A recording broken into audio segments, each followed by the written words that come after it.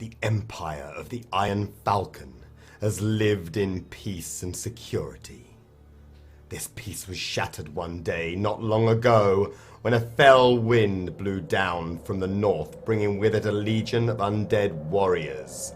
The remains of the original Iron Legion, those that had been led by the first Emperor centuries ago in carving out the Empire and smiting the petty rulers that once held sway over this land.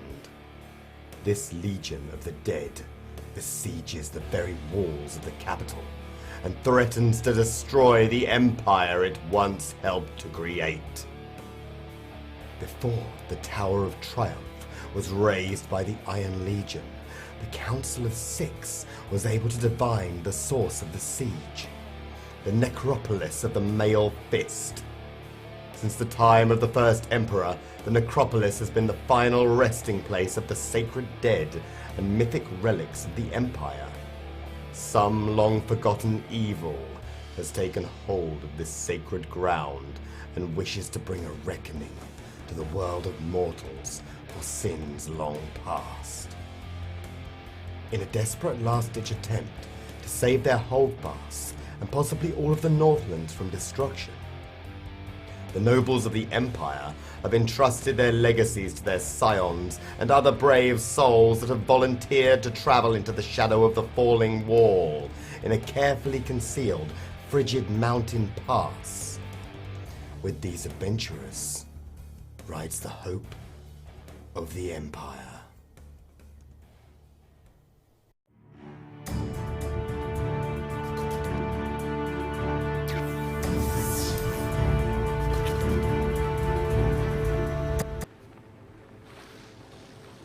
Hello and welcome to Encounter Roleplay, welcome to the disembodied voice of Charlie, and welcome to our January monthly Meatgrinder, all in aid of Wires Australia.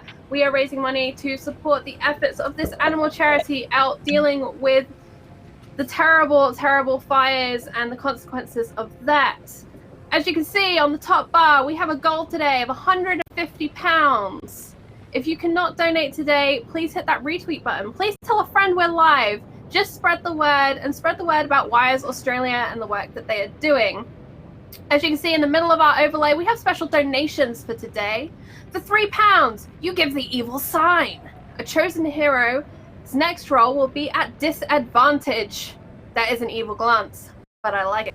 For £5, you give a vision of glory. The chosen hero gains an inspiration. This is like a GM inspiration. This is a roll with advantage, and they get to choose when they use it. It will appear much the same way as our crits normally do, with a little blue dice up in that top corner. Next, for £10, we have the Legion's Due. One random hero faces a hard Constitution save. There is more to this, but I decided not to put it on the overlay because it's a bit nasty, Matt. It's a bit nasty. At £15, we have Renewed Purpose, which is inspiration for all of the heroes on screen, which is awesome. It's a great big bundle deal. Thank you so much for that one. £20, Ancient Runes even, I can't read. The heroes gain powerful insight into the challenges they face. This is a clue. This is a, don't step on that, it's a bad idea. Red flag. And then for £50, we have Hidden Cash. All of the heroes are going to receive some random treasure. They've already got a few magic items, but what's a little more? Always more fun.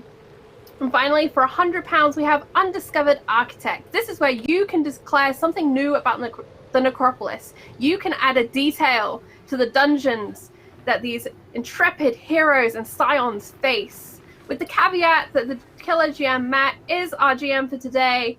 His tweaks and decisions go. But we promise it will be good, it will be big, it will be exciting. Thank you all so much for being here. This is a timed event. Our team are against the clock. They have 3 hours to get through this dungeon. Many of them will fall. But why don't I hand over to Matt right now to go around, introduce the crew, and introduce today and the necropolis. Hi folks, Matt, the Killer GM here. Thank you so much for joining us today as we raise money for Wires, a wonderful charity. Looking forward to working with everybody, playing, having a good time, and raising money to help all those poor animals affected by the wildfire. So let's go around. We'll go around clockwise from me over here. So let's start with Corey. Tell us a little bit what you're doing today.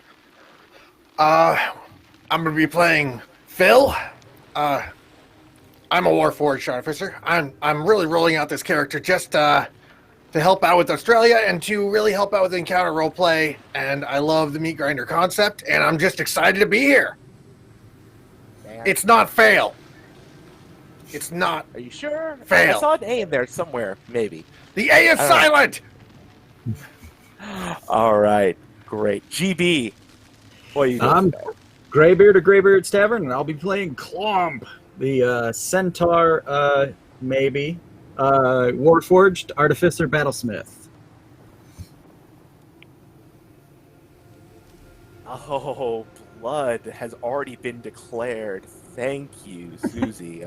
We will deal with that here after we finish up our intros. Oh, that's rough. I love it.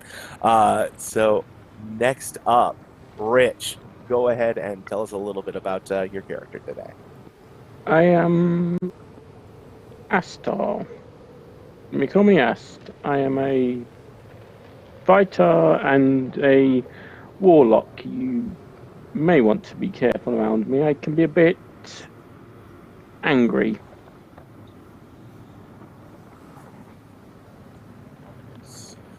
Frax, what do we got going on today? Hello. So, yeah, I'll be playing a Borzu, the Loxodon fighter. And I'll be doing it all to help my friends, the tall and the small ones. Good, good. Help is always good, especially in such a dark and dreary place as we've outlined today. And last but most certainly not least, Lydia, what are you bringing to the table? Hello. I am Lydia, and I am Neck Fang Slayer. I have slayed the meanest Fang in my hometown, and I'm now setting out to slay bigger Fangs. I'm not sure how many there are, but I'm gonna kill them all. I'm a kobold, in case you couldn't tell by the completely out-of-place megalomania and self-confidence. That's fine. Thanks for that. It's wonderful. So these are our starting fighters. As they die, they will, of course, be replaced by new ones, as many people have been sent to stop the march of the Iron Legion from the necropolis. And fortunately, they've also been given several different pieces and items to help them out on this. Oh, wow. Now we have two. Goodness. That's going to be awesome. And we're just going to get rolling on this, apparently, because some people just love causing trouble. So, first things first, I'm going to go ahead and roll me a nice solid D5 going around the table clockwise, and we will see who is going to make our first save as the Legion. You are accosted by the spirits of the Iron Legion on the road, and they come to collect their due. And Lydia, oh, I am sorry. You are just, it is not going to be your day, I feel like, here. Yeah. So. Yeah, I saw. Yeah. I'm sorry. Please make a Constitution saving throw for me. Yeah, thanks. That's my con. Okay. Keep in mind, we're going to need the call-outs on that. That is, wait, hold on. I did that wrong. I'm sorry. Okay, that's fine. Found No a worries. round. It's still wrong, but it is 23 all in all. A 23. Great. Okay, that is a success. You do suffer one level of exhaustion, unfortunately, fighting these specters off. It's as I'm trying to climb the elephant fighter to use as my mighty steed. It's he's a little taller than I thought, and he's not exactly happy about it either. So that's where the exhaustion. Yeah, comes from. causes a little bit of trouble there. Eventually, I give up. Mhm.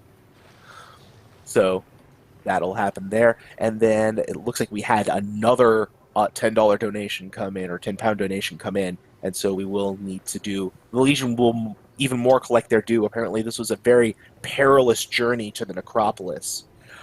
This one will be for Frax in this case. Please make a Constitution saving throw for me. This is what we get for being little shits in other people's chats. Yeah, I don't know what you mean. spite's a powerful I'm the only motivator. innocent one here. Oh, marvelous. That's a 9. A 9, excellent. So the Legion has accosted you, and unfortunately, it is a terrible fight. You are able to fight the specters off, but you do suffer 10 cold and 10 necrotic damage. Right off there. Perfect. 15 pounds from cleric. Thank you so much. Now, folks, you will have inspiration on hand for your next set of rolls. Boy, we aren't even at the dungeon yet, and we're already rocking We need and them, rolling. though. That's the thing. We need Yeah. them. To be sure. So, you have reached the necropolis, and it's up in this mountain pass. It's terrible and cold, and you are able to find 2 entrances. One appears to be the intended entrance. One appears to be not as much. I'm going to read you these 2 entrances. Once you've chosen your method of ingress, then we will actually begin our dungeon and start the timer. So, the main entrance you find is the unbroken procession of the Falcon and Sword. 4 tiers rise like colossal steps in this imposing hypostyle, each littered with broken spears, shields, and skeletons. Regal statues the size of stone giants kneel at the edge of each tier, their arms outstretched to place a stone crown dripping with icicles atop the head of the statue on the tier below. The heads of the statues have been sawed off and cast into the corners of the great hall, but their eyes remain as boulder-sized, smoldering orbs levitating above each statue's shoulders, exactly where they would be if the heads remained in place. The other place you find, there appears to be like this kind of like moat as this icy river has been coursing down, and it appears to have cracked open some of the catacombs below. And so you see icy water sloshing around broken stone rises waist high on skeletons, propped in alcoves that stretch into darkness. Rumbling shakes the moss-colored walls of these crumbling catacombs, followed by the sound of bones thumping against the sides of sarcophagi as they're tossed about in the water. You see tarnished jewelry and pages from holy text floating down the water like dead fish. Which way will you choose to enter?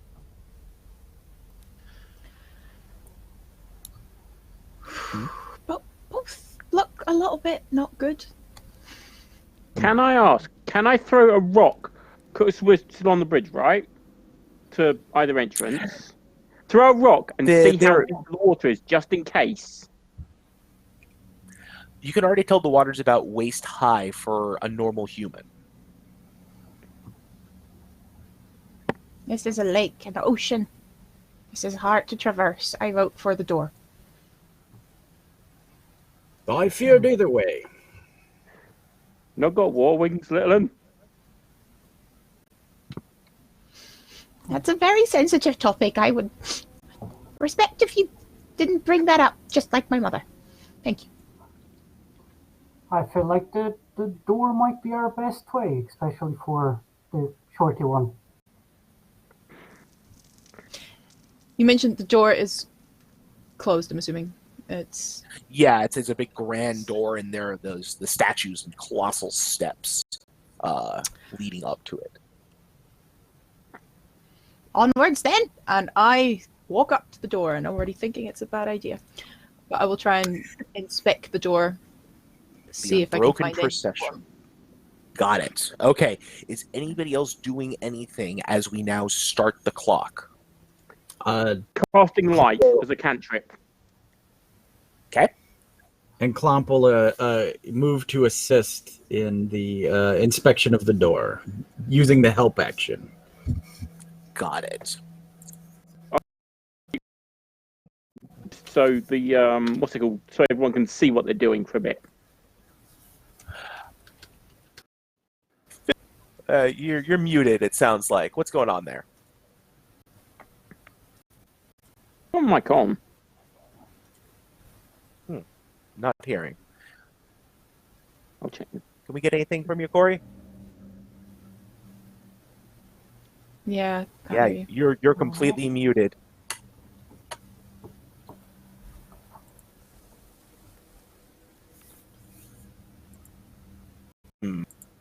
let's see. Hold on. We'll just try that really quick. And then from there... Corey may need to refresh, as I'm getting no cool. input from his mic whatsoever, unfortunately. That's A big thank you to Pope for the advantage for Lydia. I'm getting that up on screen. Bear with me a second. Lydia, don't forget you also have that disadvantage on your next roll. Right. It's hard life for being kobold. So, while we're getting that set up, so as you are headed up the steps, clambering up these things, the hippostyle shudders, sending waves of frost rippling downward from the high vaulted ceiling.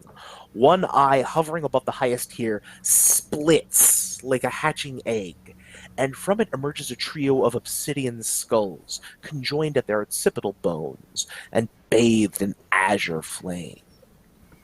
Step forward, traitors, and receive the punishment for your trespass. I don't think they like us very much. I agree. Is this an initiative roll, or are we able to talk? Not yet. Not yet. What would you like? What would you like to do? So before we could do anything with the door, the thing split. Tri-skulls came out and announced this. Okay. Yeah, basically, as you started up the first step, this is what happened. So you didn't really quite get there. Okay. The mighty Fang Slayer seeks entrance, and these guys are with me. Indeed. They're cool. They're cool. Check. Can you guys hear me now? Yeah. Excellent. Yes, Yeah. we can hear you now. What are you up to there, Phil? That was supposed to be a dodge action. Dodge. Dodge is a fantastic action. Oh, goodness. And cowardice. thank you so much, Raiders. Welcome as we are starting our delve into the necropolis. All right. And so the skulls open once more. Which of you will face the conjured wrath of the Emperor? Conjured wrath of the Emperor. All of us. Yes. It waits. Hmm. And a thank you to Emily, who donates ancient runes for £20. Thank you so much, Emily, for your support. Okay. So, what will happen then is you see etched on the ground as some of the snow and frost is blown away. There's a writing in the old language that you recognize, and it says, "Champions must face the conjured wrath of the Emperor. Choose fast. Or I'll perish." do it. So Clomp stomps forward, and as that happens, Phil said, Phil, but I I'm react. sorry, I got mixed. I got mixed up. Goodness. So Phil stomps forward. Then, and yes, as that happens, Phil, a sigil appears. These runes etch in the air around your head like a crown almost. And as that happens, this portal forms on one of the tiers, and coming out from it whips this flying sword. Another portal starts to form, and you hear once more, "Which of you will face the conjured wrath of the Emperor?" And Klomp then steps forward. I will face this wrath. And so as Klomp steps forward, another set of runes are etched around their head. And Clank out of the portal comes of armor. It's a suit of the Iron Legion's armor, but it has no body in it. Which of you will face the conjured wrath of the Emperor? Borzu will step forward for the third one. Borzu steps forward. So as you step forward, Borzu, a third set of different runes are etched around you. And in this case, what steps forth from the portal is a gigantic suit of armor. It's like a ceremonial armor that would have been placed in a hall, but this is suffused with this dark light. And it's very large. All right, and then once more, the voice from the skulls intones, which of you will face the conjured wrath of the Emperor? Astar steps forward quite confidently and summons his blades. All right, and Astar, as you step forward, finally, there is one more suit of armor. This one looks more substantial, more like Phil or Clomp, except this one has like greasy smoke billowing out of it. You can just smell the fell paint contained within that thing, and it doesn't so much like have a odor. So can you repeat that? You're about 2/3. You lagged. Oh, my apologies. So, as I said, what comes out is a final suit of armor, and this one is more like it's more like Phil or Clomp. It's more substantial, but it has greasy black smoke billowing from it, and it has this wailing noise coming from within, like a soul is trapped inside. Would I recognize something from it from my background? And what's your background? Once more? Sorry, I've got to remind myself that. I'm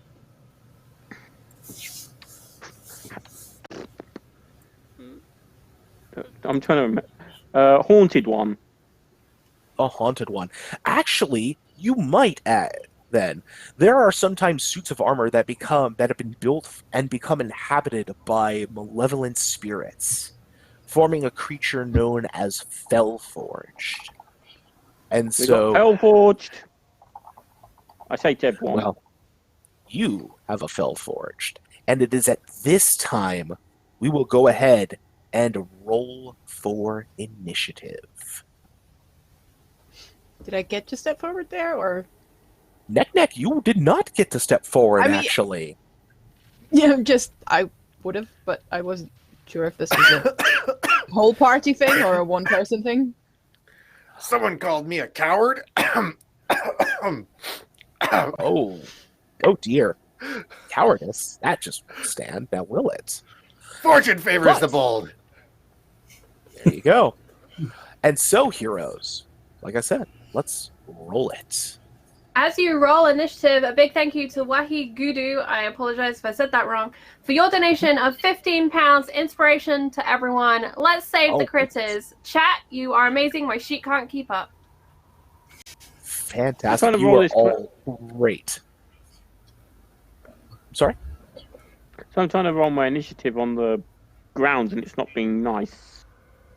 It's not letting me roll. I can't see me roll. Unless I see a roll. Slash. Who got that 5 there? That would be me. Oh dear. I got a 7. The command for rolling is /die, as in death to my enemies, DIE, space 1d20, and then your modifier, plus your modifier. So, die, you say? Yep.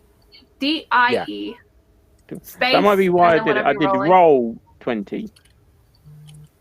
And wait, who rolled the 7 again? I did. You see it now? Got it. You see the roll now? Yes. Yes.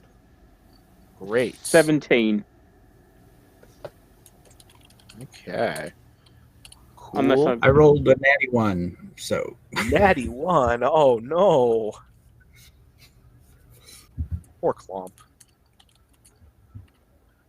All right. And Neck. We got one for you? Yeah, okay.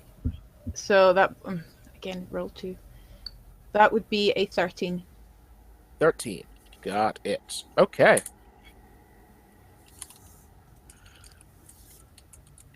Did you hear me roll? Got though? it. Just checking.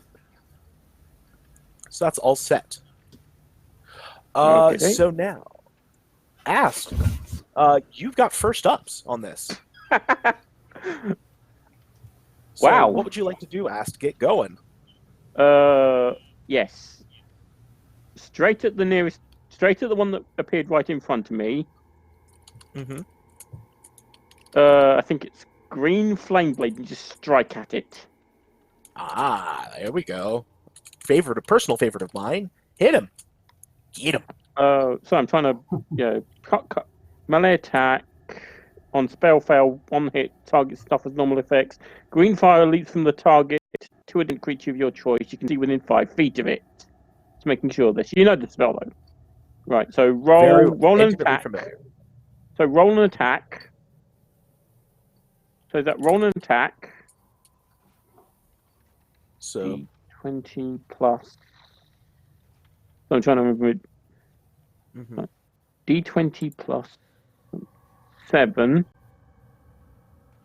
Wait, can I do? Is it technically I can get two attacks with this? 2 attacks. Well, you with get the it one. because- You get the one attack. Well, because you have the. If you're playing Eldritch Knight, what level of Eldritch Knight are you? I'm not. I'm a 2-weapon fighter. You're a 2-weapon fighter. So it would be your casting. This is your action, and it's as part of that you're making an attack. As a bonus action, you will get another attack. So Okay. you can go ahead. So do the attack Go, let's roll. Mm-hmm. 24 on the attack. 24. That's a hit. Yeah. So and then do the damage, which is the standard attack damage, which is 1d8 plus 4 slashing, and then the fire damage. Yep. Is that right? So let's go ahead and get that rolled. Yep.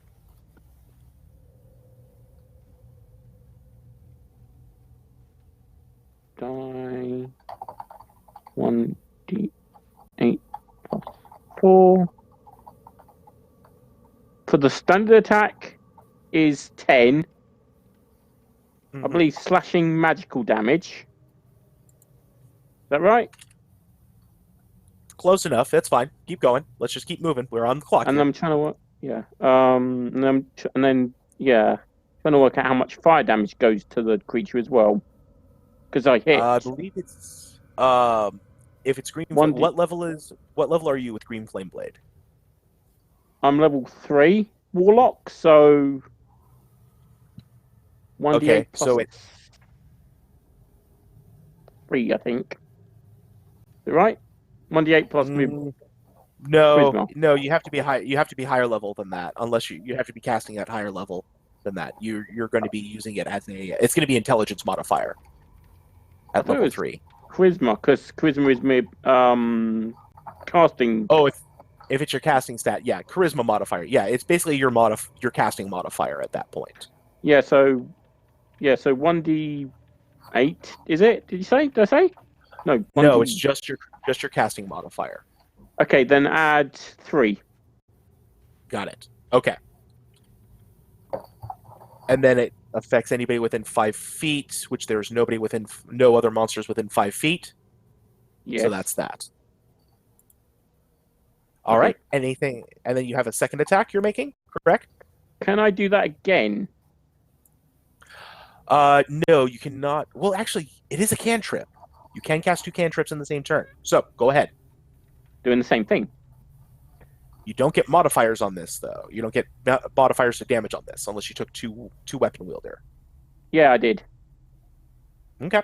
Good. As in doing the same cantrip. D20 plus 7. 22? Yeah, absolutely. And that's die 8 plus 3. 7. I'm going to add the fire damage on top of the. So this is the total once I've rolled it, the die. Okay. So what's the total? 15. 15. And how much was the fire damage? 3. 3. Thank you. That actually is 3 of that being important fire. here. Oh. That is important. That's why we separate damage totals out. Yes, but I was And rolling the total because it's easier than rolling. Yeah. I understand, but that's why I asked for the specifics. Okay, cool. So yeah, you smack this thing around a bit, and it doesn't look super perturbed yet, but you've got its attention. Is there anything else you'd like to do? You did your movement. Yeah, movement action bonus. That sounds like you've got it. Can I snarl at it? Absolutely, snarling is a free action. Yeah, I'm going to snarl at it. Okay. This thing just kind of wails at you, and it surges forward. That's a nat 20 off the bat, so boy howdy, we're here for it. So we're just going to go ahead and... So that's going to be 18 bludgeoning damage, 8 necrotic damage, and then I need you to make a Constitution saving throw for me, please. Okay, so 18... I'm trying to work out how much I just lost. Yeah, so 18 bludgeoning damage, 8 necrotic damage. 8 bludgeoning. Mm-hmm. No, 18 bludgeoning. 1-8. 1-8. So I'm trying to count this down from 81. So minus 18. So I'm trying to calculate this in my head. 81 minus so 18. Sometimes it's easier if you just put it together and just add it up later, and that'll keep. And then you can just be like, "Oh, I got to this total, and I'm dead." That might make this go quicker. Yeah, I'm gonna open a document. Okay, yeah. Right. So 18 plus.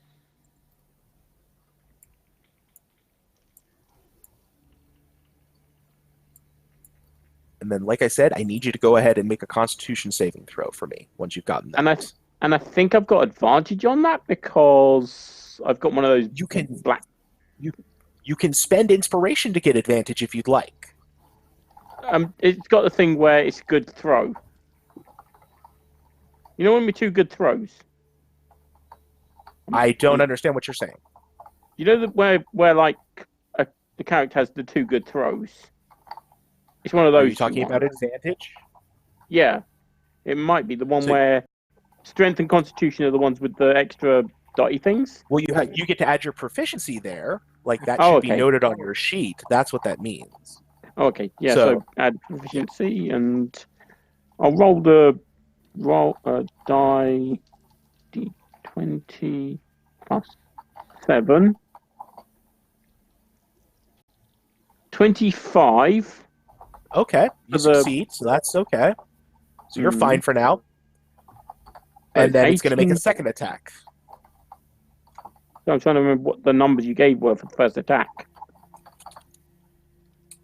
18 and 8. We'll put the damage numbers into the green room so the cast can see those. Get that done that way.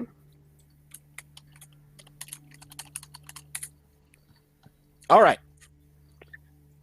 And rolling a second attack. The second attack is a 11. That should not hit your AC, I expect, at this point. I believe not. AC 17. Good. Okay, so that's fine. All right. The necrotic is halved. That's up to you to keep track of. Great. Cool.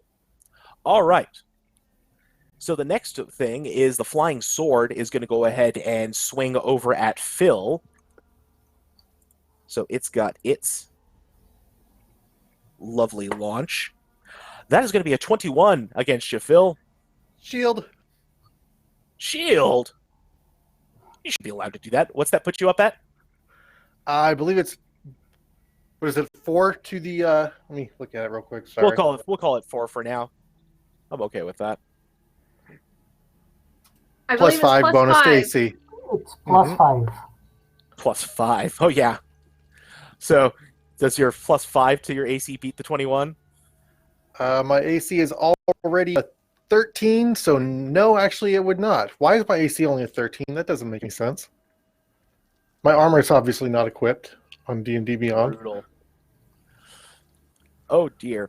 Well, we're gonna say that you probably did, because you didn't equip. If your armor's not equipped, then well, hey, that's a thing.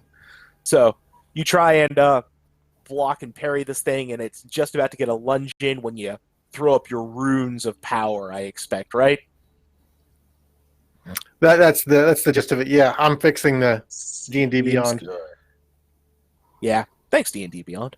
All right, and then we have the armor stomping over to Clomp, and it's got its slams. 20 to hit, Clomp. 20 does not hit Clomp. He has a 22 armor class. Well, a nat 20 on the die on the next attack will. No. Okay. Oh, all right. Crunch. Okay. So that is going to deal, fortunately, only 8 damage to you on that hit. Okay. Alrighty. So that's that. And then last but not least in the monster lineup is the one on Borzu, that giant ceremonial armor. And so it just crunches over. And that is only going to be a 12 to you, Borzu. I don't think that hits. No. It then tries to do a slam with one of its giant gauntleted fists, and that's a 19. How does that work? 19 would hit, except I also use shield. That's good. That's good. I'll burn all those spells out of you. I'm fine with that.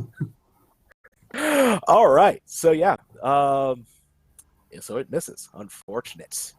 Poor thing. Okay. So that ends the monster round. We are now over to Neck. So you've seen these giant construct things trying to get your companions here. What are you up to? Oh, I think that's a no then, huh? And I'm going to cut my bow and arrow, and I'm going to help, hoping that that's not going to make it worse. I'm going to attack.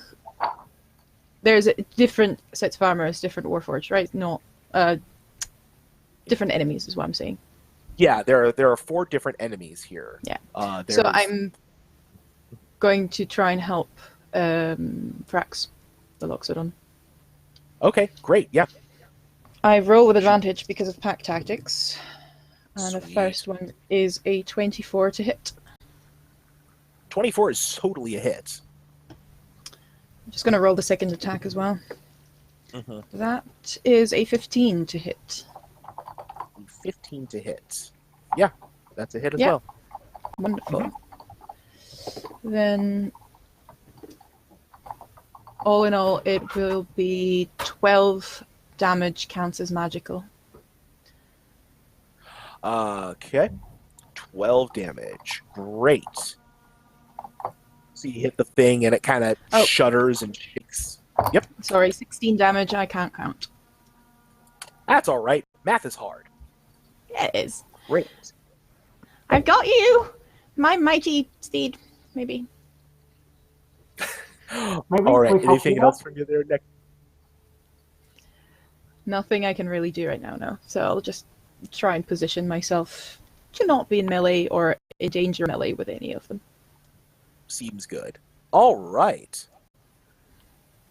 Phil, what do you got going on?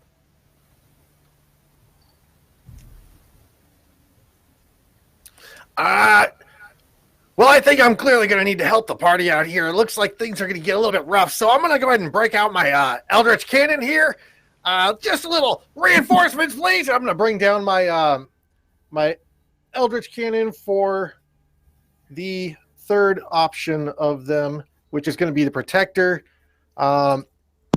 which will allow. He's going to be like sort of like canine size, small dog, not large dog.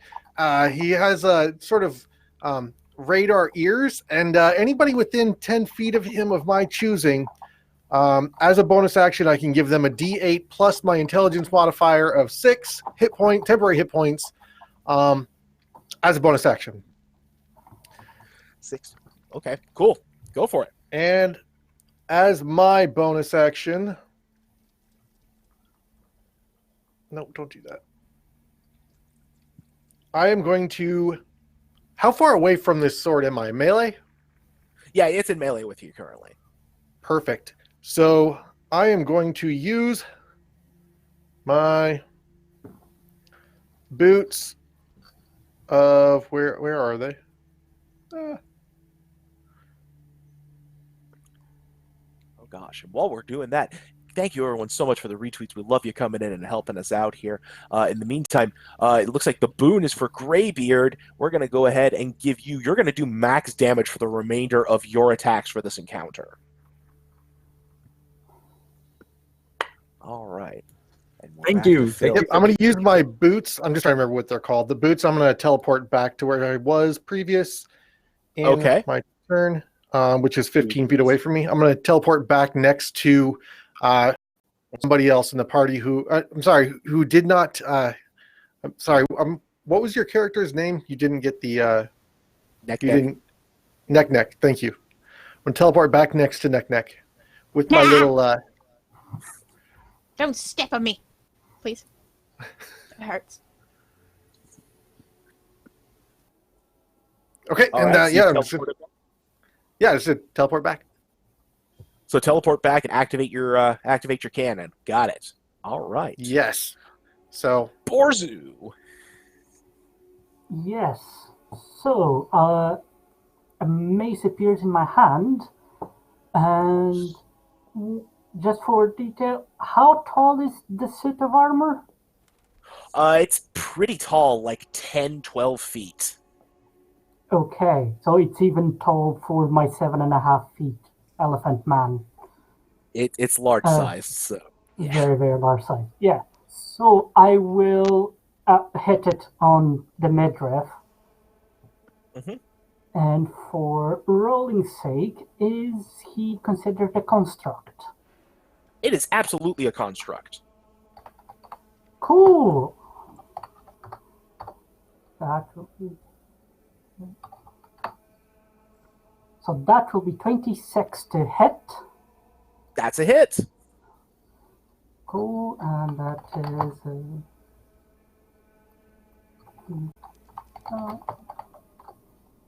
plus N.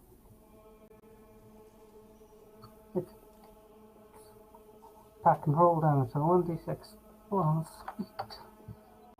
That will be 14 magical bludgeoning damage. 14, they says. Great. Yes. And for the extra attack, it seems that is 24 to hit. Sure.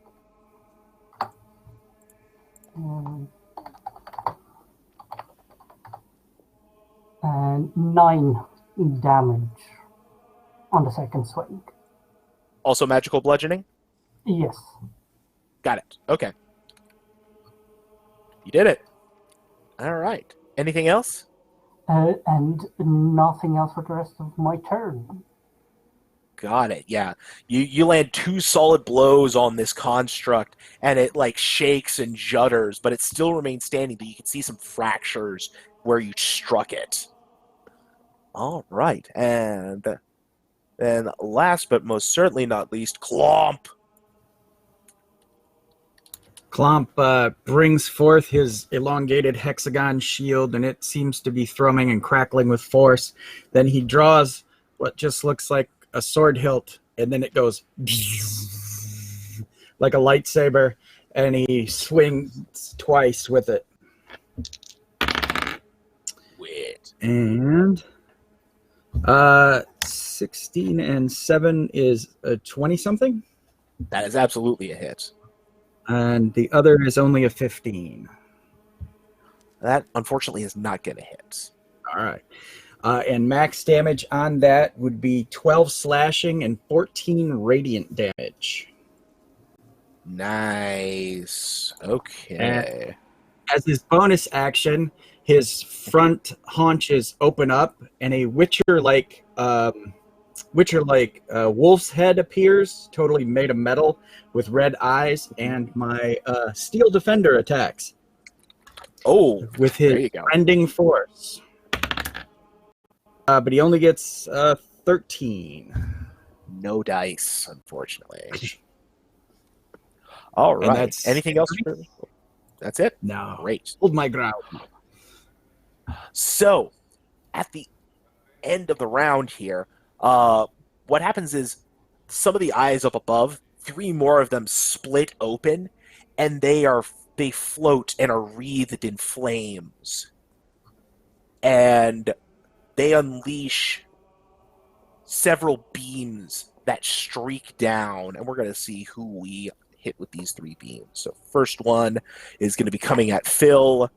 Second one is going to be coming at Ast. And the third one is also going to be coming at Phil. Sorry, Phil. Just naturally for this one. So, Phil, you're going to need to make 2 Constitution saving throws. Ast, I need you to make 1, please. Is that 2 inspirations we've got at this point? Sure is. It sure is. All right. Well, I've got a con mod +7. The first one on the die is going to be a 15, so a 22. And the second one is a 17, so a 24.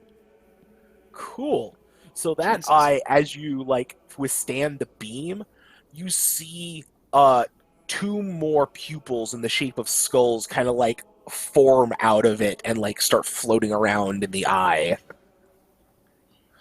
Awesome. Thanks for the luck. That was the last of it, I think. And Ast, did you make your Constitution save? Ast, you might be muted right now. 17. 17 is perfectly fine. You also succeed. And so on the eye that shot at you, another pupil appears, flicking around, looking for a new target. And we are back to you, Ast. What? I know it sounds weird. Am I basically able to trying to think what it's called? Use Necrotic Crowd, which I think is a free action. Yeah. Use a what? Necrotic Crowd. It's one. Oh, it's Necrotic one Shroud. Got it. Yeah. And Okay. go for the nearest set of eyes. They are floating up in the air above the statues, unfortunately. Never mind. Well, yeah, still dropping Necrotic Crowd. Okay. Yelling, and you'll hear my voice change, you'll go more dark and scary. And I'll yell at you will go for the eyes someone go for the eyes, basically. Okay. And then I will attack the one that's been attacking me again with Sure. Flame Blade. Do it. With Great Green Flame Blade. Mm-hmm. And that's both attacks. Yep. Roll. Oh, sorry. Die. 20 plus 7. So I think it's a 7. Yeah. Yeah. First attack is 12. Okay. So I think that'll miss because that's a really low roll. Yep, that's a miss. I will say this though, as a point of fact, before anything, the creature has to make a succeed on a 14 charisma saving throw or become frightened of me. Is it a charm or anything like that? It's part of the Necrotic Shroud. And anything within 10 feet of me, actually. Okay. It succeeds. Okay. Anyone else within 10 feet, just to make sure. Nah, this is kind of a wide area. There's a lot of space for people to kind of spread out here. So, Okay. So no. nothing really has the ability on that one. It's just I'm just making sure I don't get any of the allies. No, I don't but think you're yes. close enough to hit anybody with this one. This will. By the way, this lasts 1 minute, and I don't think it's well. Actually, deal extra damage to one target when you deal damage to it with an attack or spell. It equals my level, so an extra 8 damage on whatever I do. The second attack. Yep. Oh, sorry.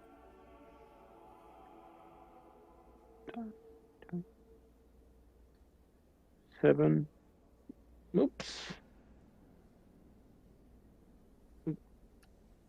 Did I?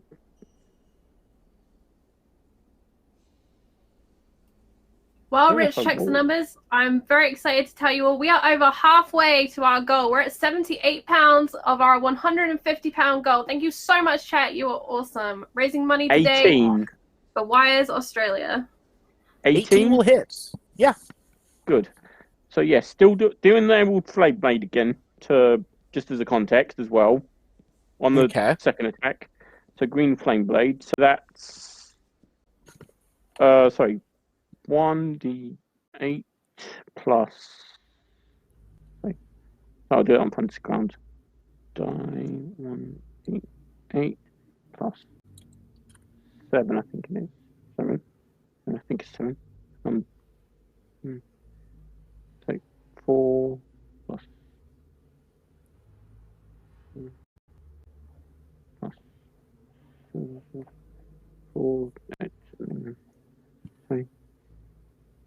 Oh, the damage is necrotic, by the way. That's important. Yes, thank you. Plus 4. 10 slashing. Okay. 3 fire. I think. Yeah, 3 fire. Mm-hmm. And 8 necrotic. Okay. Got it. So, got that. A lot of that damage from various different places. Okay. Got it. Anything else? I think that's the only attack. That's the second attack because the first one missed. Mm-hmm. Yep. I think that's it for you. All right. Yeah. And we are back to the monsters. So we're going to go ahead and have that good old Phil Forged take you for a ride here. That will definitely hit with a 21.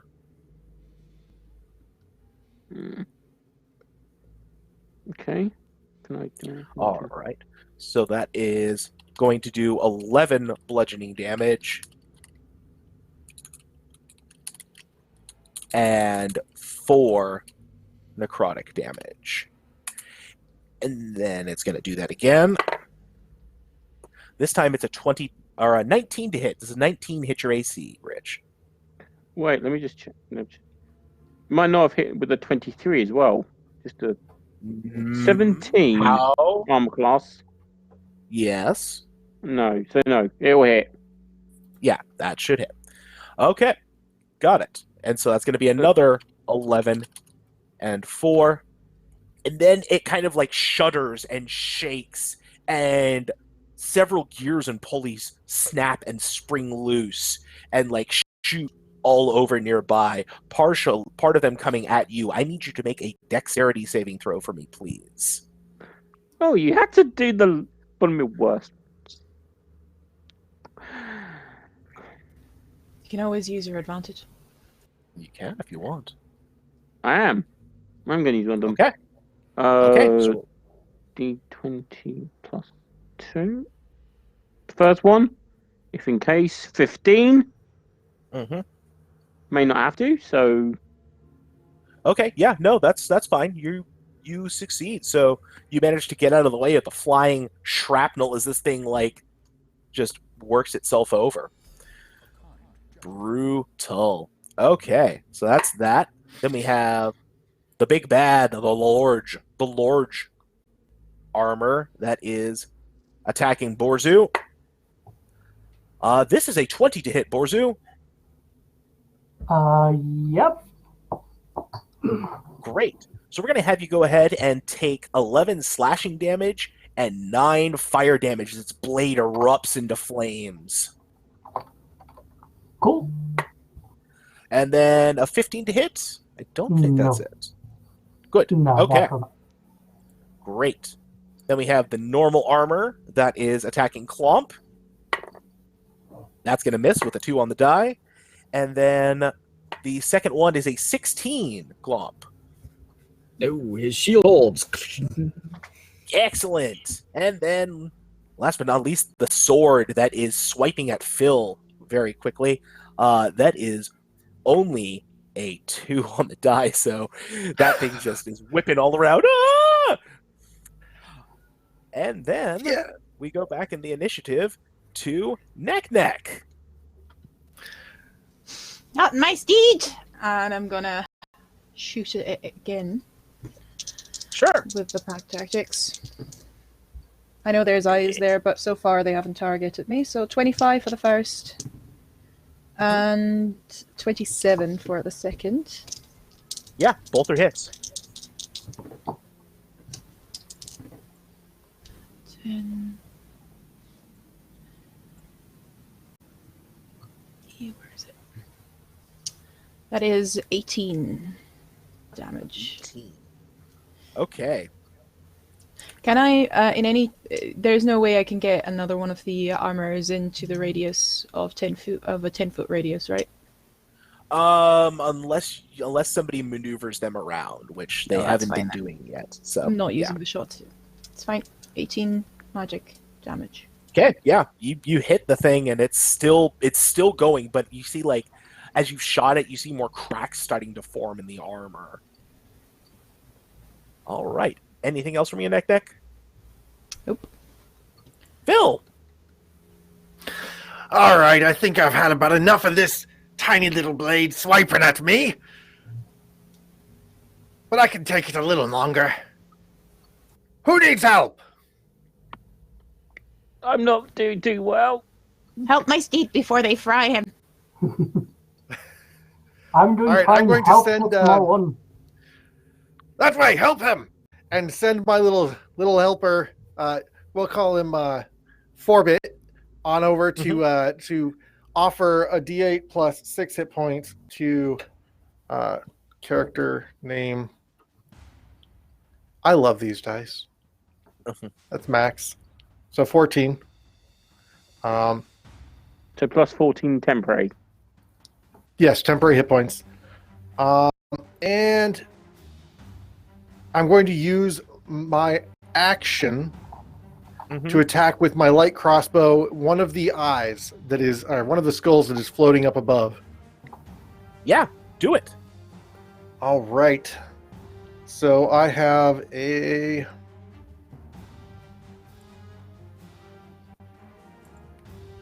Ooh. Okay. Oh, that's not very good at all. Yeah, it's only like... Do we have advantage? Do we have anything? You spent your I inspiration. didn't spend... So, Yeah. We'll say I spent it. The rolls were good enough, but it was spent. So, nope, that's only a 9 to hit. So my crossbow is not going to do enough. Unfortunately, shot goes wild. All right. Oh dear. Anything else from you there, or is that it? Goodness, what a pitched battle we have. No, all right, I've got Borzu. nothing. Borzu, get it. Get after it. So yeah, let's go. He's starting to show some cracks. Let's make those cracks more permanent with 2 hits from the mace. And the first one would be a 24 to hit. Yep. Do it. Which is a 14 damage. Yeah. And the second one is a 16. That's a hit. That's a hit. Oh, marvelous. Which would bring us to another 10 damage. Okay. How does this thing go down then, Borzu? So I've just been wailing at it in the midriff, which is what's right in front of me. So it just crumples down backward and the legs fall one to each side. Perfect. Like make the perfect hole in the middle. Love it. So yeah, this thing collapses, and as that happens, the runes around your head shatter. Okay. So that happened. Great. And I'm Anything sorry else? to interrupt. Hold that thought 2 seconds, but we've just had a donation. Greybeard's Tavern, you gain inspiration. Roller 300 thinks you may need some of Gino's pizza. Thank you, thank you, thank you. Woo! All right, fantastic. So that was Clomp. I'm sorry, no, that was Borzu that did that. That's what, and what I'll do is with my movement, I'm gonna. I have like 30 feet to run next to the one that's hitting Ast, just to be next to him menacing. See if he hits me instead of this You're tiny muted, one. Demon. You're trying to talk Okay. fast, but we're not. Yeah, sorry. You would get affected by the necrotic shroud as well. It doesn't matter. It's 10 feet. The charisma saving throw to not be scared, basically. Yep. Go ahead and make a charisma saving throw then if you're going to run in to help there, Borzu. Yeah, I'm still going in to help. And the charisma save is 14 or better. that will be a nat 20. Should do it. Hey, there we go. Should do it. That's a save. So yeah, you get right there, right up next to your companion there. And that sounds like that's it for you, because that was two swings and a run. Yeah, So two swings in a run, that's it. great. Okay. Then we And come there's to a Claw. bidding war in chat. As Oh, Mecha no. Spider donates £3 to disadvantage to Greybeard's next roll because Greybeard may need to pay for that pizza. Oh no, that's not fair. But I love it. What you got, Clomp? All right. So with lightsaber out again, he's going to go with the double swings and swipes, and the bonus action for the forced rend giant from his steel defender. Natty 20 and boy. a 9 says not enough. It's 16. Okay. 16 will not hit, but that nat 20. Okay. So what's the double damage on that? The double damage, it would be 24 slashing, and then do I double the radiant damage also? Yes. Okay, so that would be 24 slashing and 28 radiant damage. Old lightsaber time. So I'm pretty sure you just flat out obliterate that thing.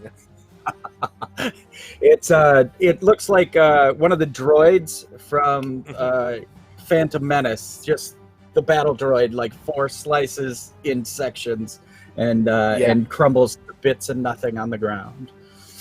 Yeah, no, that thing just goes the heck down. And the runes around your head also shatter. As it should be. And All thank right, you to anything Frax, else? who is a team member and has donated a inspiration to DM Corey. Wow, what a player. Thank you so much. All right. Clump, you still got your movement. You got anything else from there? Yeah, I guess at that, since Astar has seemed to have the taken the most damage, I will clump that direction to help out. Okay, got it. So you make your way over there. In the meantime, May want to make the eyes same will- saving throw if he's getting close enough. That's true. Oh. If you do get closer, so please make make a charisma saving throw for me, please. Not my strong suit. I will use one of my advantage dice, Very well. and it won't matter. I got a 2 and a 6, so. You are frightened. You cannot come any closer. I am sorry. It's too spooky for you. Frightened until the end of next turn. Okay, thanks. Oh boy.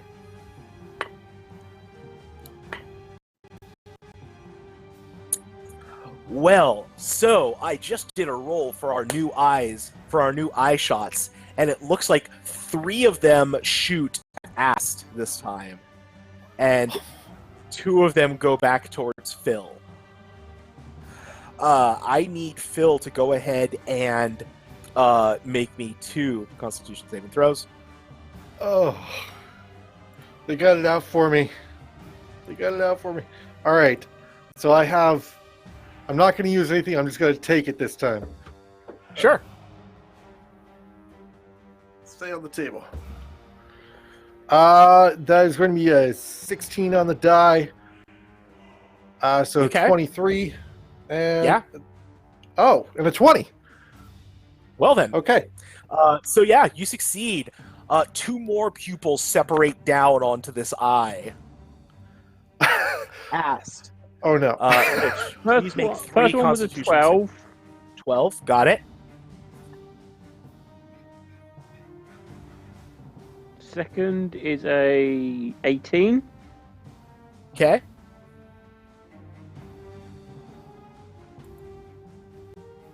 Third is a 10. 10. So unfortunately, the total is going to be 24 necrotic damage from these eyes. 12. As you can note that down, yeah. And then you are also frightened until the end of your next turn. In the meantime, 1 more pupil has split off on that one, on that eye. They keep going. They keep growing. Ast. Make it fast. Gonna just attack the one that I've been hitting all the time. I'm just getting really mad now. Well, with Okay. one attack though, not both. Use Okay. only one attack this time, because I'm gonna use second wind after. Like the green flame blade first, and then second wind.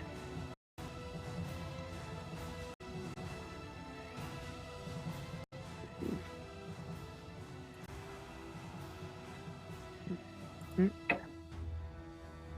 15. Okay. Will that hit? That is just a miss, unfortunately. Yeah, and then using second wind. Okay. So spend your hit die. Sorry.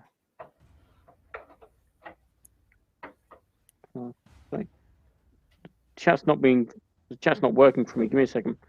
Can't stop being. Oh. Let's see. 9, 10 plus. Double check those numbers. Oh, 5, not 7. That's 9 to my health, Okay. Got it. and I think that's all I can do because that's my bonus action. Got it. Okay. It's its turn. That is definitely going to hit with that 20 there. So we're going to do that much. And then that's going to be another hit with a 21. So that is going to be another 22 bludgeoning and 8 necrotic coming through.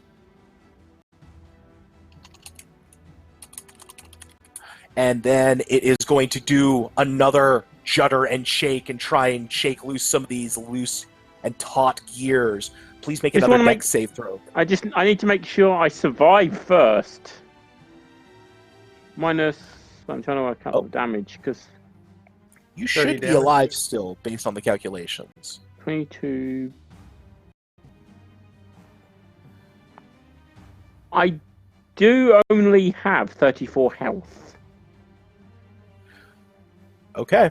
Well, that should do 26 if you're with your necrotic resistance factored in, so that leaves you with 8 HP. So please make a dex save. Okay. Yeah, so. Die. Plus. I'm trying to remember what dex modifier is. 2. That's right. 2. 5. A 5, unfortunately, is not enough. So you will be hit by the gears and pulleys of the Fell Forged here, and it is going to go ahead and unleash. Ooh, that is going to be 10 piercing damage. 6 Which HP then. What do you mean? You're I've got resistant. 6 HP. No, Oh, I've you got have 6 HP left now? Yeah. After the 10 damage? Yeah. Okay. Got it. Okay. Oh, and then, who was right next to him as well? Was Borzu got up there. Borzu, Yeah. I need you to make that same throw, because it's actually everywhere within 5 feet. So this is a what roll, sorry? It's a dex save. Oh, great. I'm going to use one of my advantages. That seems like a good idea.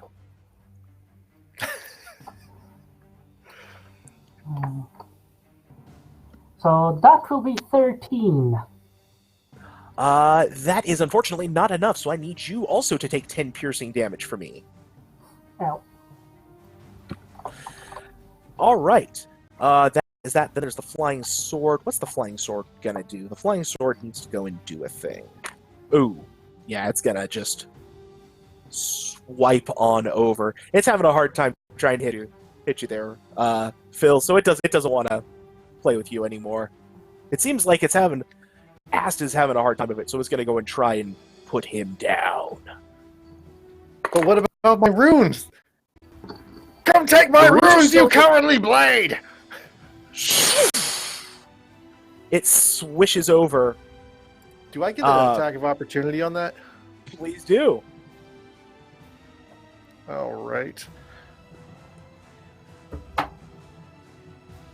No, that's only going to be a 9 to hit, so No, That's not it gonna be gets enough. out of the way very quickly, and that is going to be a 19 on the die. So that is definitely going to hit. Unfortunately, Ast, and that is going to do 8 points of damage. I go down. Ouch.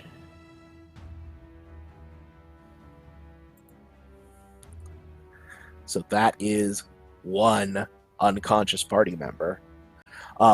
We then go to Neck. How many are Neck, still Neck, there? I know. Uh, I got it. Yeah, sorry. You got the sword. You've got the and the fell forged. That's kind of like sitting there waiting. The fell forged for the in. next. Yeah. Dancing sword. Not a good enemy. Fell forged. Good enemy. Is there anyone in melee with the fell forged? Yes. Your mount. One. Oh. The A first one natural is. one. Mhm. Oh, go ahead. Oh, the first one is definitely a hit. Second one as well. 25 is the lowest roll. Yeah. Oh, good. Yeah. Please. And is the Fellforged looking a little bit worse for wear at this point? Currently, this thing is actually looking pretty fat and sassy.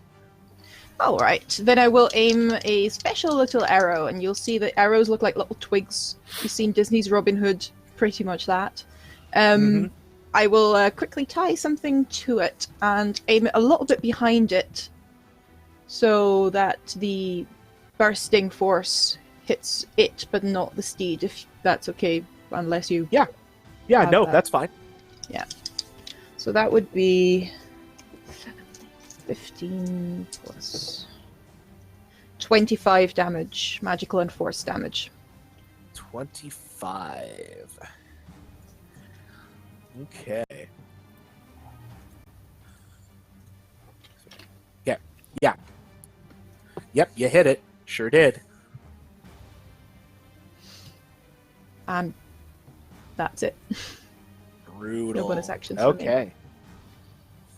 That is that. Then we come back to Phil. All right, I've had about enough of this cowardly sword over here, but the eyes are too much. I think I'm going to take my recently freed area space around here and use it to have the space to breathe while I cast a spell. I'm going to use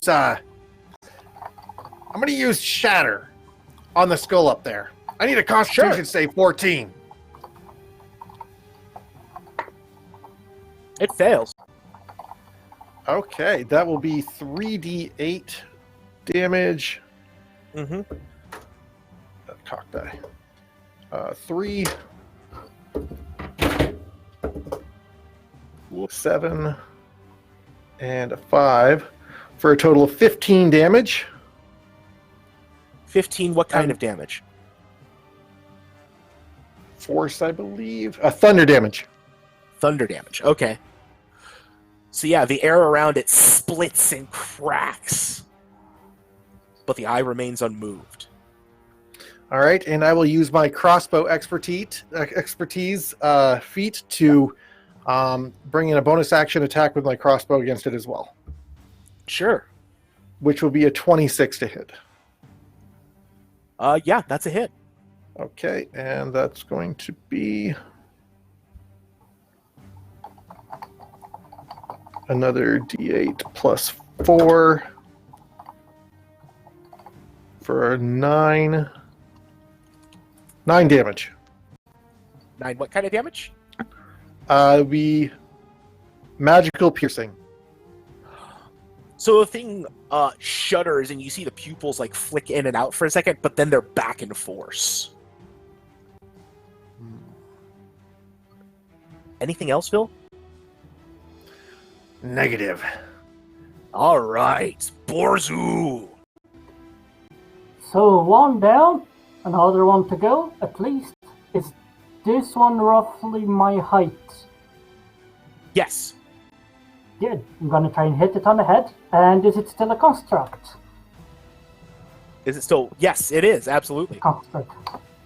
Marvelous. So first hit is 29 That's a hit.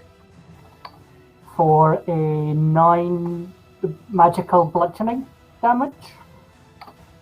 Okay, got it. Second hit would be a 15. That The is 15 hit. just a miss, unfortunately. Well. Yeah, so yeah, I'll do that, and I'll try to position myself between him and the fallen body of Ast. All to try and right. prevent it from hitting him. That's it. Okay. Clomp!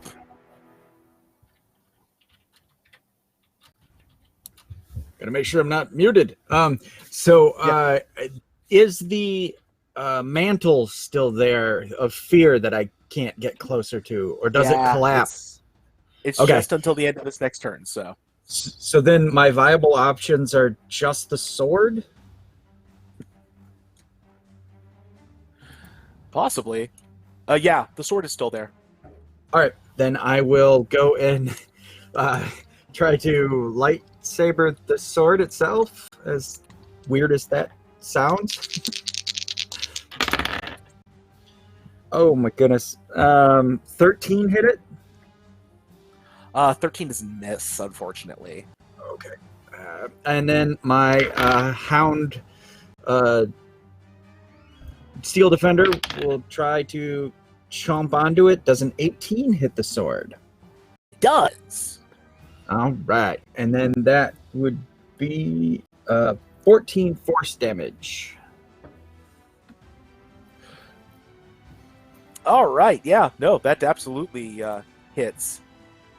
Okay. And it's kind of shaking around. All right, that's that. Like a dog with a stick. All right, thanks. That's all I got. Okay, so now we've got all the eyes. So many eyes. We've got, what, 10 of them now? Something like that? Something silly like that? Well, no, it was only, those succeeded, so that's 5, 8. Okay, so we're just going to do 2 to each of you, because that's easier for me. So I need each of you to make 2 Constitution saving throws for me.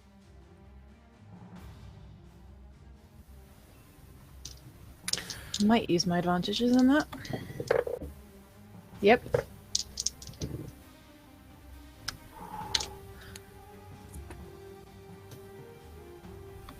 That's 18 on one, 22 on the other. Okay, so you're going to be fine for this time. 2 more pupils. But I have two advantages down if you want to mark that. So. Borzu, you're muted right now. I'm not hearing you. Alright. I got a 17 and a 19. Okay, you're good for now as well. With Though two more Clomp's- pupils have appeared. With Clomp's sturdy metallic frame, he gets a 23 and a 26. More pupils appearing. You guys can keep rolling dice. Eventually you fail. Yep, 13 of 14, and 2 advantages to get them. A 14 will be a failure, actually. So that will do 12 necrotic damage. And you're going to be frightened. Oh, frightened? Yes. No! They're coming for me! Okay.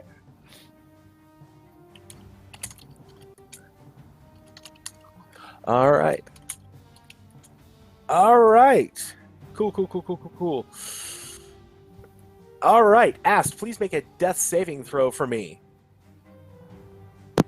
Is that con? Use com? Yes, For it's a the- Constitution save. Okay. But a death Yeah. save Also, is I had just the a regular temporary. D20. I have the temporary hit points that I got earlier, but I don't know if that affects if I'm unconscious or That not. will not affect it. Just make the Constitution save. You're down for now. Okay.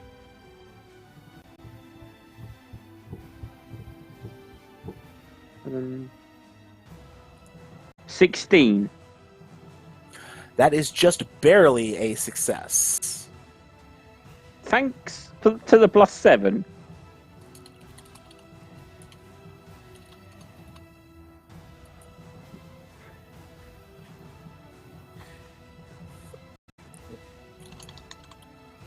Okay, got it. That's you. All right, monsters. Unfortunately, it is going to be the Fellforged, and it's a vindictive little monster. So it's just going to smash you. And it doubles up the shots. And that's it. Since you're down, it automatically counts as critical hits, and that's going to be enough for it to put you out of your misery. Ugh. And so that should be our first death of the grind, as the Unbroken Procession claims a victim.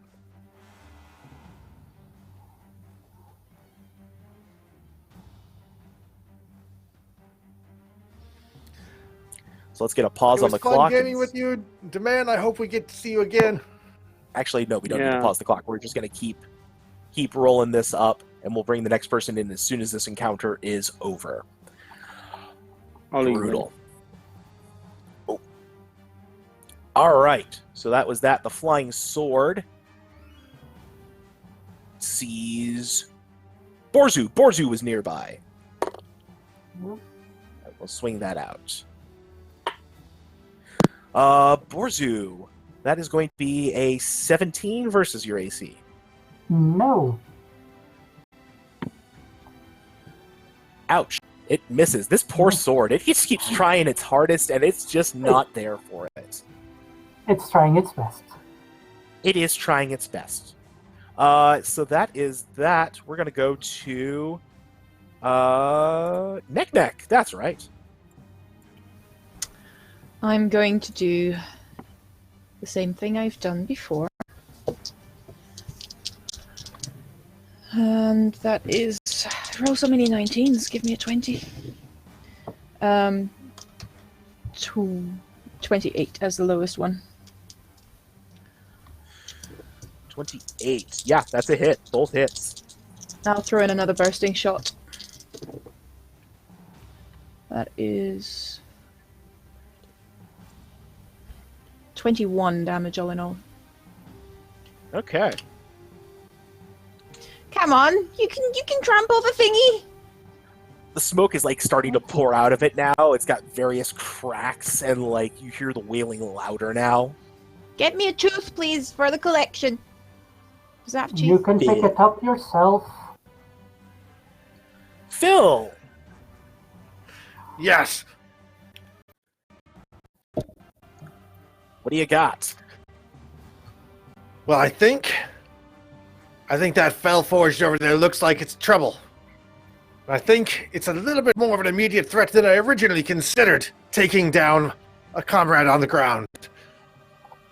And he will be avenged! I am going to Scorching Ray. I'm sorry, no. Thunder Wave. I will Thunder Wave at level 3 for 3d8. Are there... No, because that's going to hit my friends, too. I don't want to hit my friends. It will be Scorching Ray. 2d6. Yeah, sorry. Not gonna kill you guys. Kill them I'm all, not with the Corey. dungeon. I'm not with the dungeon. I swear. I'm sorry. Oh, we'll get you there. Yeah, don't worry. All right. 3 rays of fire hurled towards the target. Right. There's going to be a spell attack of 13 on the die plus 6, which is going to be a 21 to hit. Yeah, that's a hit. Burn I'll it throw all. my dice on the floor. 3 and a 1, so 4 points of fire damage. That was a really, really bad roll. Yeah. Ooh. For a Scorching Ray. Wait, hold on. You should be doing more than that with a Scorching Ray. You should be doing 1 for each of them. Yes, okay, there we go. 2d6 per Yeah. ray. There we go. I'm like, that doesn't make sense. 6 and 3, that's 9 on the second one. There we And go. 3 and 8 on the third one. So a total of 21 points of fire damage to the Fellforged.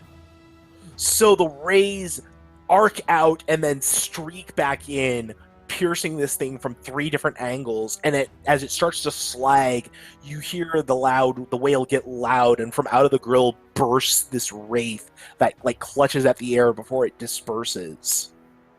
And I will use my bonus action crossbow expertise to fire off a piddly shot over towards the dancing sword that has fled from me. Yeah, do it.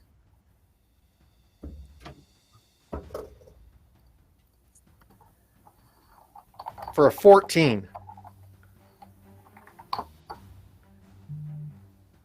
14, not quite. Yeah, this crossbow is cursed. He's cursed. Okay. It's a Forzu. +2. Don't give the DM ideas. We'll work it out later. It's blessed. It's It's blessed. Forzu, what you got? So is the dancing sword within melee range? Yes, absolutely. Good. I'm gonna try and swat it off of the air. It's starting to annoy me. Okay. And are dancing swords constructs by any chance? I believe they count as constructs. I'll count it as a construct for right now. I'm not going to judge. Yeah, it's a construct. Perfect. So that is a 29 to hit on the first one, Yeah. which will hit it for 13 magical damage. Mm-hmm. And on the second one is a 26 to hit Yup. for a 12 magical bludgeoning damage. And that magical bludgeoning damage is just going to shatter the sword, and it breaks down. And as you do that, the skull withers and collapses.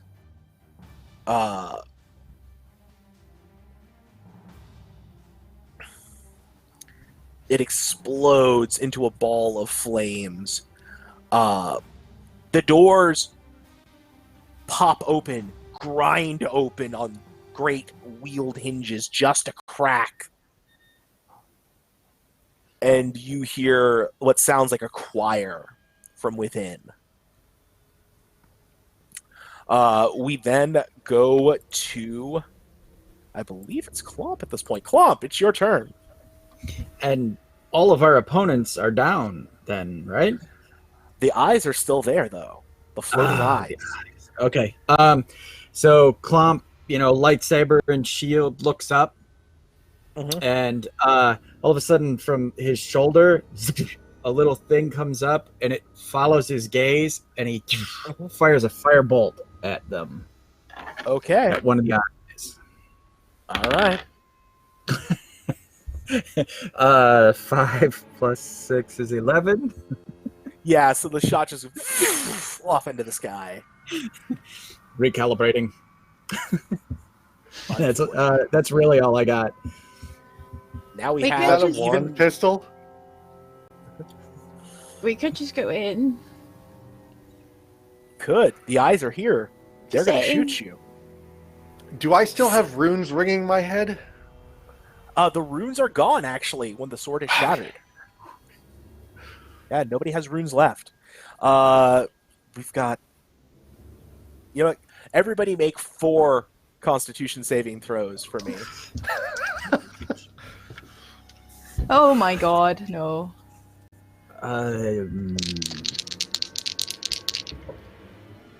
No, I'll just make them. Yeah. 16, 17, 18, 17. Okay. Okay, that's good. 17, 21, 8, and 9. Okay. I used So, sorry. I No, used you're up my good. last inspiration. Okay. 7, which I'm assuming fails. 14, 16, 17. okay. My- So... Yep, go ahead. My lowest one was a 17. Okay, so Frax is fine. You're going to take 24 damage there, neck, and Clomp will also take 24 necrotic damage as you get a couple of them. And more eyes are sprouting, and they're swarming over the eyeball, looking for targets. We then go back up to the top to Neck. Nick is running in. Guys, Yeah. guys! Scarpering up the steps, and you manage to get inside. So Neck is out of the combat at this time. Phil. They will scream pathetically as they do, just saying. Am I still frightened? No. Oh, good. Through the doors. Nope. Yeah, seems good. Borsu. The same thing. I'm gonna run very heroically and not trying to run away from flying eyeballs at all. I'm gonna run in. And Clomp, are you also going to run in at this point? Yeah, our fallen comrade's still in a shroud of fear that I was afraid of and stuff. So I glance, I give him a little salute, and then rocket up the stairs on my 4 legs. Oh dear. And as you make it inside, finally surviving that unbroken procession, you are joined by a new companion from the party. You could have just opened the door from the inside if you were standing here the whole time. But I could not. I tried, but it not move. I may be Goliath, but I am Bard. I am not big, strong fighter man like the rest of you. I am Vin Blasting, the world's greatest bard. Greatest by sheer size, not necessarily by musical skills, since I am a Goliath. I appreciate your honesty. I am Neck Fangslayer. You may write a ballad about me. I'm certainly will. I'm certain there will be ballads about everybody by the time this is done. That's why I'm here. To inspire and maybe back up a little bit. I like this one. Onwards! Can I try and clamber up the mighty steed? If you'd like. I'll just pull you up and put on one of the shoulders. Excellent. Onwards! And as we start our clock back up, you have entered the path of the Iron Legion. Splintered shields and trampled drifts of snow cover the floor of this vaulted ambulatory. Armored skeletons are now partially mortared into the walls and ceiling so they arch over the passageway, with ghostly lanterns clutched into their fingers. Skulls and helmets sit atop pedestals and alcoves. Their eyes and teeth have been replaced with gems that shimmer in azure and violet hues.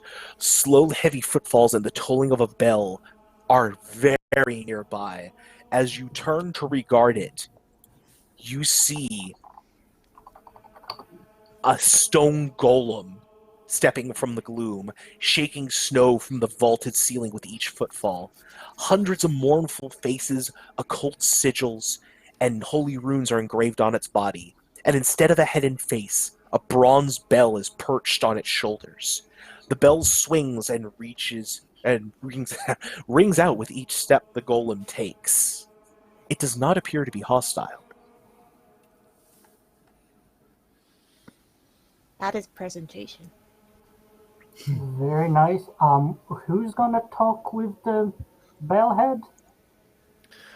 Fortune favors the bold, I will. Assuming it... I do not speak giant. Perhaps the Goliath. Sure, I go speak. I speak to anybody, I speak to everybody, and I walk up to it. Mm-hmm. Greetings, fine golem. We are here merely to try to stem off the tide and prevent destruction of our fine land. May we please pass through? The golem has just taken one single step forward. It does not appear to be paying any heed. It rings. Its sonorous tones echoing through the area. Several of the lanterns have shifted to kind of provide you with light so you can kind of look at the golem, take a look at its features. So it appears not to be listening to me at all. No. All right, I pull out my lute, and with my great musical skill, I try to reproduce the same tone that the bell gives off with strings of lute. Yeah. If you want, you can make a performance check for me. Okay.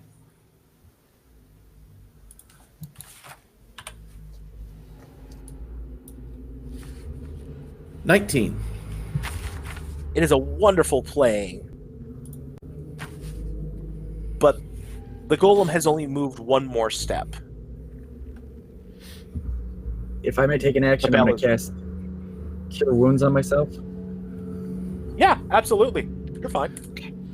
Yeah, anybody within 10 feet of me, go ahead and take 1d8 plus 6 temporary, so that's going to be 8 temporary. The ambulatory stretches off to your left and right from here. It appears golem not even listen to great Vin Blasting. Does not even appreciate good music.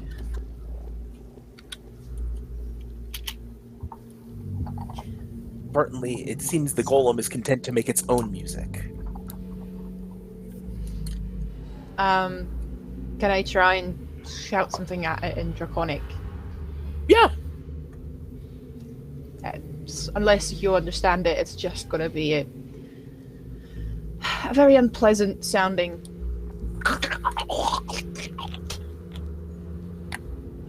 What it actually means is, hello there. Do you speak this language, friendo? It has taken 2 more steps. Bong. Bong. I don't understand his accent. It's very bongy. I think we should make our way past this golem before it reaches its destination. It's already walked past you. It's a chunk of the way up the corridor. Is there an exit at the far end? Sorry. What happens is, if you look, you see basically down to the left, the ambulatory goes down for several feet before turning again. There's a branch path part of the way down, and to the right it's similar but in reverse. There's a branch path about halfway down, and it turns after a few feet.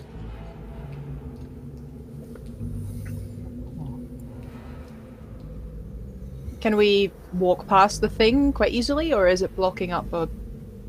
No, you could walk past it. That's not a problem at all. Well, Well, onwards! Onwards and downwards. Onwards.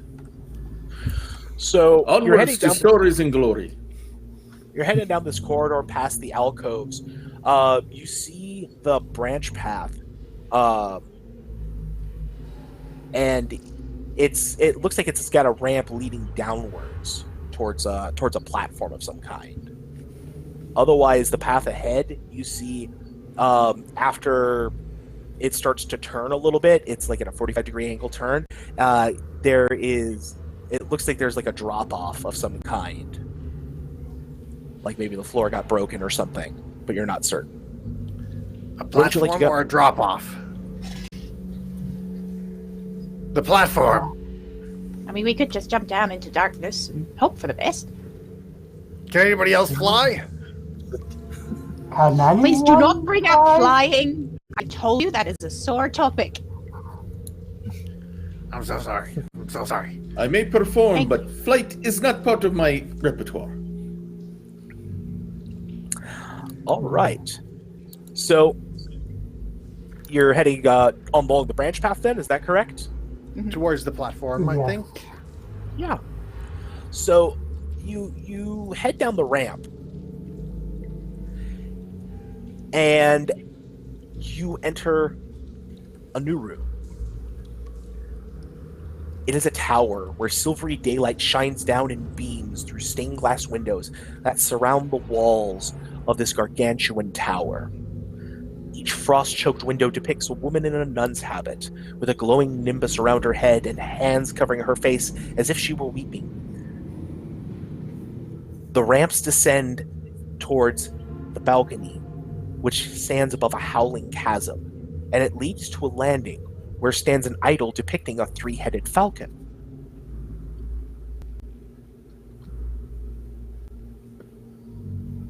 Speaking of not being able to fly, 3 heads is not very aerodynamic. That's... Plus, how does it decide which way to go? 3 heads want to go 3 different directions. No wonder this is all falling to ruin. Does there appear to be any writing or anything on this this idol? Well, you'll have to get closer to do that. Are you approaching it? Absolutely. Fortune favors the bold! Excellent! So, Phil, as you approach, The bold make good the story. tower shudders, rattling the stained glass windows and the chains clutched by the idol. Crows circle up from the chasm, followed by the hunched figure of a colossus. It is the size of a watchtower, built from a dozen shattered cathedrals. Impaled on the steeples and ramparts of the cathedrals are hundreds of bodies writhing in religious ecstasy and zealous joy.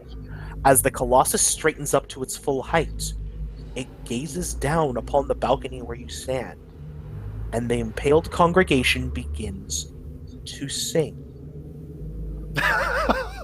Good thing we And got a it bard! says- They sing, "Our goddess cleanses the land with iron and light." As soon You as now this starts have up, 1 I start minute. playing. As soon as this starts playing, I'm going to take an action and use counter charm and play along at the same time to blot it out so it does not charm or frighten my party members. This is not a bad thing. This is not a bad thing. Okay. I'm Hold ready. on, I was going to tell you. So Loot is ready. you now all have 1 minute to come up with and sing back a response, a 1-line response. What was the song again? The line again that they sang? The... Our goddess cleanses the land with iron and light. Go. And in so cleans our lands from all blight. Are we supposed to be against her? Excellent. And light comes out from the congregation.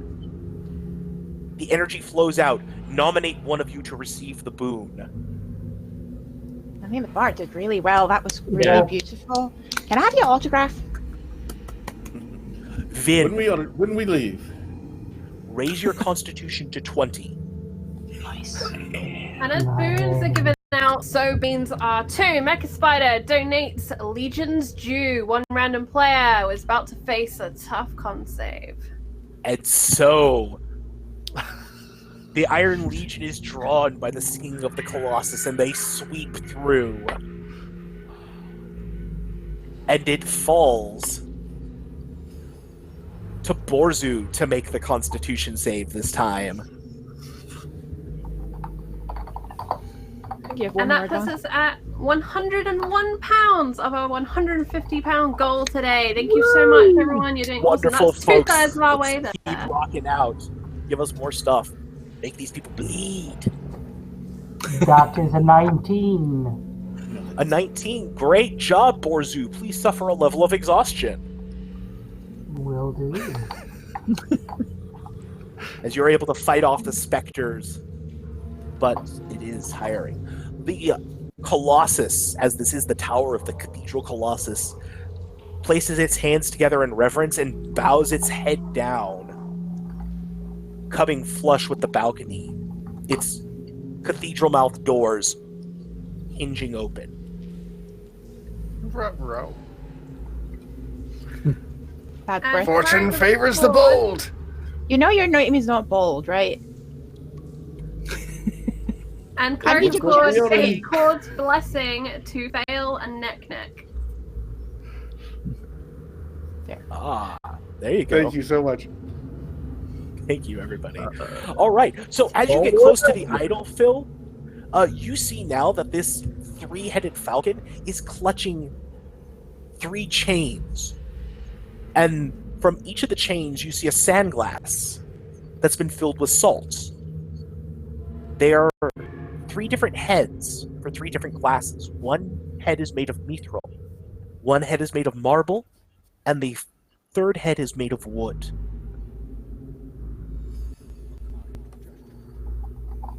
Okay, so there are 3 hourglasses on 3 chains and 3 heads on this thing. Yep. Mithril, marble, and wood. Yep, that's right. And they're open. Let's say? Are their beaks open, or is there any way to affix the hourglasses to the heads? The beaks are holding the chains, which have the glasses dangling from them. Okay. It looks like they're just wrapped up. You could take the glasses if you want, the sand glasses if you wanted to. Okay. Yeah, I will take the one from. I will take the one from the mithril Sure. and head into the cathedral. All right. You walk into the cathedral. Clump Yes. follows. Yeah. Clump will follow him. Yeah. Excellent. Oh, thank you, Staffin. Looks like Corey and Lydia have gotten some new inspiration as well. Yay. Bless. Many blessings from the many Chaos Chorus as we delve into the necropolis. So, inside the Cathedral Colossus, this cramped chapel reeks of sulfur and is littered with stone tablets bearing hymns of excommunication. 2 statues stand at the head of the chapel, both depicting a furious young woman clutching a broken gun. Horns and leathery wings are visible beneath their habits. They're clutching wooden what? They are not clutching anything. Oh, they're clutching broken crowns. I'm sorry. Because they're Broken crowns. like they're each clutching half of a broken crown.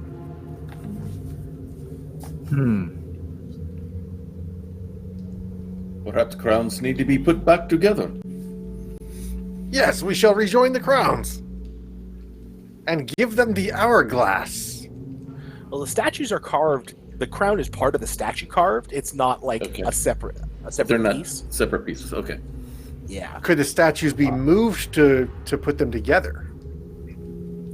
You go to them and they do not appear to have any like swivel or joist, but you do see that both of their left ring fingers have an indentation on them, a groove, as if something was missing.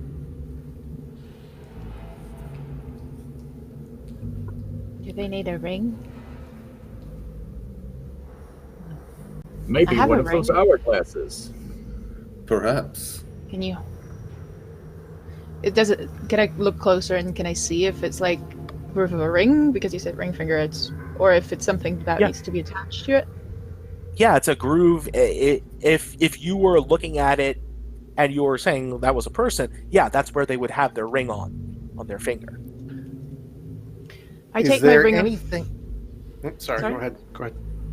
I take my ring of protection as I'm steering Borzor to the statue because I don't think I'll reach that far. I'll take my ring of protection. Like, with this ring, I know you're a statue. This would be very wrong, but I'll just see what happens, guys. And I put the ring on. Good luck. You put the ring on, and the ring turns to ash and blows away. That cost so much money. I think it was the wrong ring. Are there? Vin starts looking around the room to see if there's any, like anything in here, like there's like any rings that, like if the ring has fallen on the floor or anything like that. Yeah, you turn around, you sift through some of the tablets. You kind of check around up the habits and around the statues. Nowhere in the chapel is there a ring. Does it look like the hourglass has any form of any way of affixing it to the groove? No, there does not appear to be any way of. The hourglass is far too big. It would be something that you would hold in a single hand. I see. Okay. Yeah. Could I? Sorry, go ahead. I'm going to figure Are you this out. still carrying that thing? For the hourglass? Are you going to steal it? If the owner of this hourglass would please step forward. Dungeon treasure. You folks have gone through Or- half of your time already. We got to get moving. A puzzle. I'm going to turn the hourglass over and start the sands on it. Yeah. And this was which one again? The mithril one? The mithril one. Yes, mithril. So, the mithril one, you let the salt pour through the glass. 1 second, 2 seconds, and the glass finishes 28 seconds later. I'm sorry, not 28 seconds. Hold on. 42 seconds. 42 seconds. Okay. 42 seconds of salt. Perfect. And That's my I new would like Dashboard to. professional cover band. 42 seconds of salt. All right, and I would like to check history to see if I would know anything about these statues and these demons, or would it be better to roll Yeah. religion? Either or, actually. Both are valid in this case.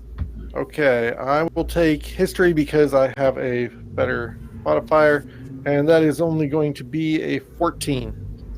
A 14. They are a depiction that if you've seen it before, you don't recall where from. It feels like you've seen it once, maybe before, but you're not sure what. Okay, so there are these demon horn ladies holding a broken crown with missing rings.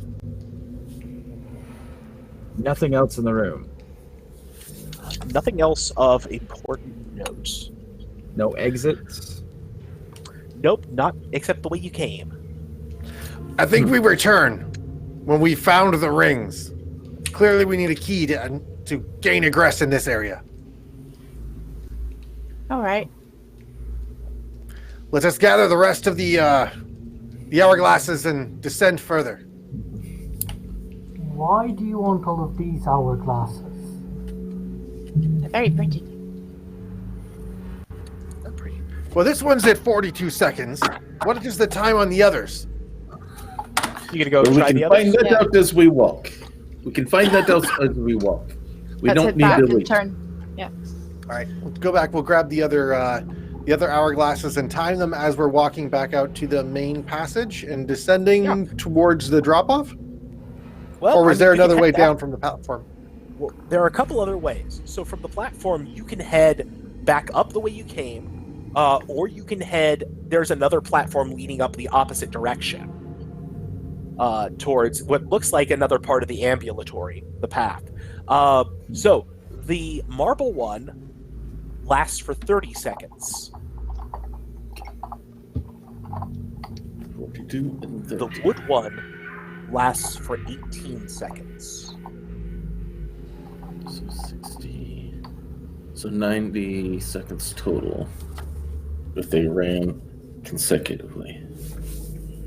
Let's What was try. the marble one? Marble is 30 30 seconds. seconds. 30. Let's try and, So which way? time it so that they all stop at the same time.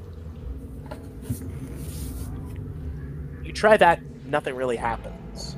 So were you headed back the way you came, or did you want to try and go up that other ramp?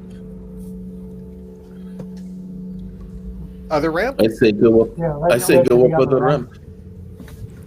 Okay. So you get Sounds up there.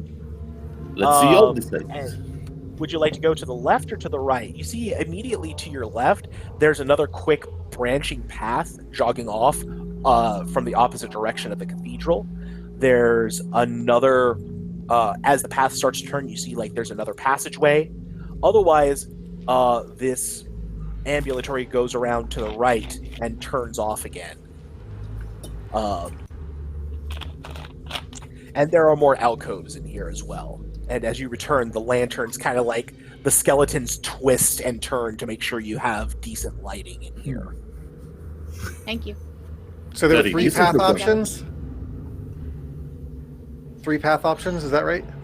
Essentially, yes. Well, technically 4, but we'll go with 3 for now. Always go left. Go up. Yep. Okay. Yep. First one on So the you're left, going- that's what I... So you're going to go to the Yeah. left, and then immediately to your right, as you take that turn, there's that branching path. Would you like to take that one, or would you like to continue going straight? Just continue straight. Really doesn't matter. Continue moving straight ahead. Okay. So you continue on, you get to the turn, and at the turn, there's another branch, and otherwise, as you turn to the right, or turn to the left, I'm sorry, because it turns to the left. It's basically, think of this as like one giant big clock, and you're going counterclockwise right now. And as you get there, near the middle of the hallway is that bell golem continuing to walk ponderously with the bell tolling. Perhaps he'd lead There us is to pathway somewhere. beyond that. So You he's say this obviously is like a giant clock-shaped area, like this giant circle that this golem is walking? Essentially, it's more like an octagon, but clock is a better way to put it in this case. Can we go to the one that's about the 18-second mark? Clockwise? Following the golem? Well, I mean, if you want to go, so 18 seconds would put you at approximately 4 o'clock. So 4 o'clock would be back the way you came, basically if you had gone to the right. Currently, you're sitting at 2 o'clock. You would be at 2 o'clock, and there's a branching path off of here. The golem is currently just a little bit past the 12 o'clock mark. And there appears to be, more path beyond it, as well as it's standing like just ahead of a branching path, another branching path off at the 12 o'clock mark.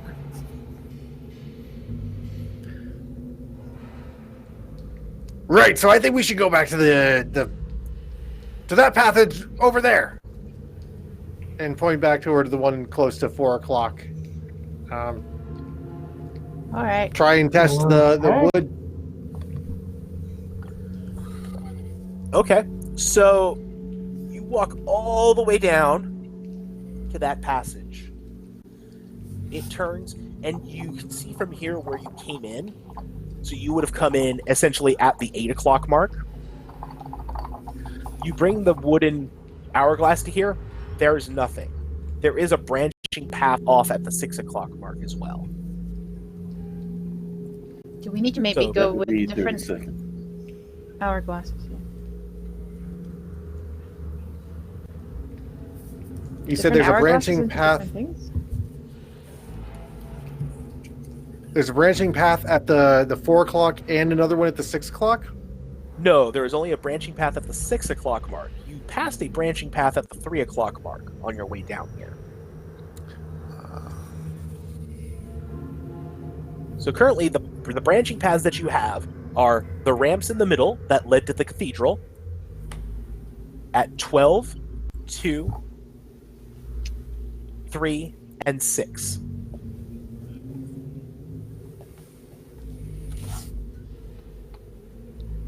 Shall we take the one at the 6? Let's try 6 because that would be 30 seconds. All right, let's make our way over to there and head down this path. My head hurts. Right. Oh, So mine this too. area, Mine it's too. just this area is just like it's not so much a path as it's just like a small passage for about 20 feet maybe or so. It's just an open archway. You see a statue the height of a frost giant looming over a shrine littered with spell-scorched and disfigured skeletons. The statue depicts a woman in a death mask, raising a grimoire in both hands as if beckoning others to heed its portents.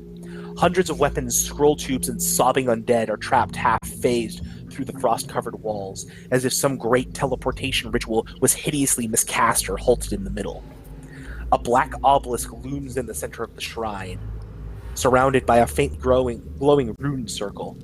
A cubic indentation in the obelisk you can see is marked with the symbol of a three-headed falcon clutching an hourglass. I would like to place the 32nd marble. Wait, it already has one hourglass? No, it has And a if- symbol of a three-headed falcon clutching it's a an symbol. hourglass. Oh, okay. I would like to invert the 30-second timer into that alcove. Okay, one moment. So as you walk into this area, where are they? I just had you, I swear. That's the right one. Oh, that's why. So as you walk into this area, go ahead and make 4 Constitution saving throws for me, please. Everyone? I need to make 4 or everyone? Yes, please. Anybody who is walking into the area. Okay. Yep. I'm gonna roll, but I'm thinking I'm gonna probably need some inspiration on that one. Yeah, that's And All right. shout out to chat, we are just £29 off of our goal. So Who- close. Gotta Who help would those like a animals, bardic folks. Who would like a bardic inspiration? Were we walking into that, my mighty steed? I was just staying right outside since it has no exit and it didn't seem anything was gonna fight us. All right, Not smart. So I got a 14, a 17, an 18, and a 22. okay, good. 25, 25, 13, and 11. Ooh, there we go. All right, so that's going to be for Claw 1 level of exhaustion as you feel like moisture getting drawn out of your joints. Okay. Okay, and just to expedite this for folks, does anybody have anything lower than a 12? Anybody else walking in? Vin is staying outside room. Vin is fine then. Yeah, I think the other 3 stayed outside. Okay, so yeah. Yep. What happens is as you walk in, like some of the corpses embedded in the walls like scrabble and screech and like try and suck in, and they just pull some of the moisture out of the air. They sound like bad things. Is anybody else parched?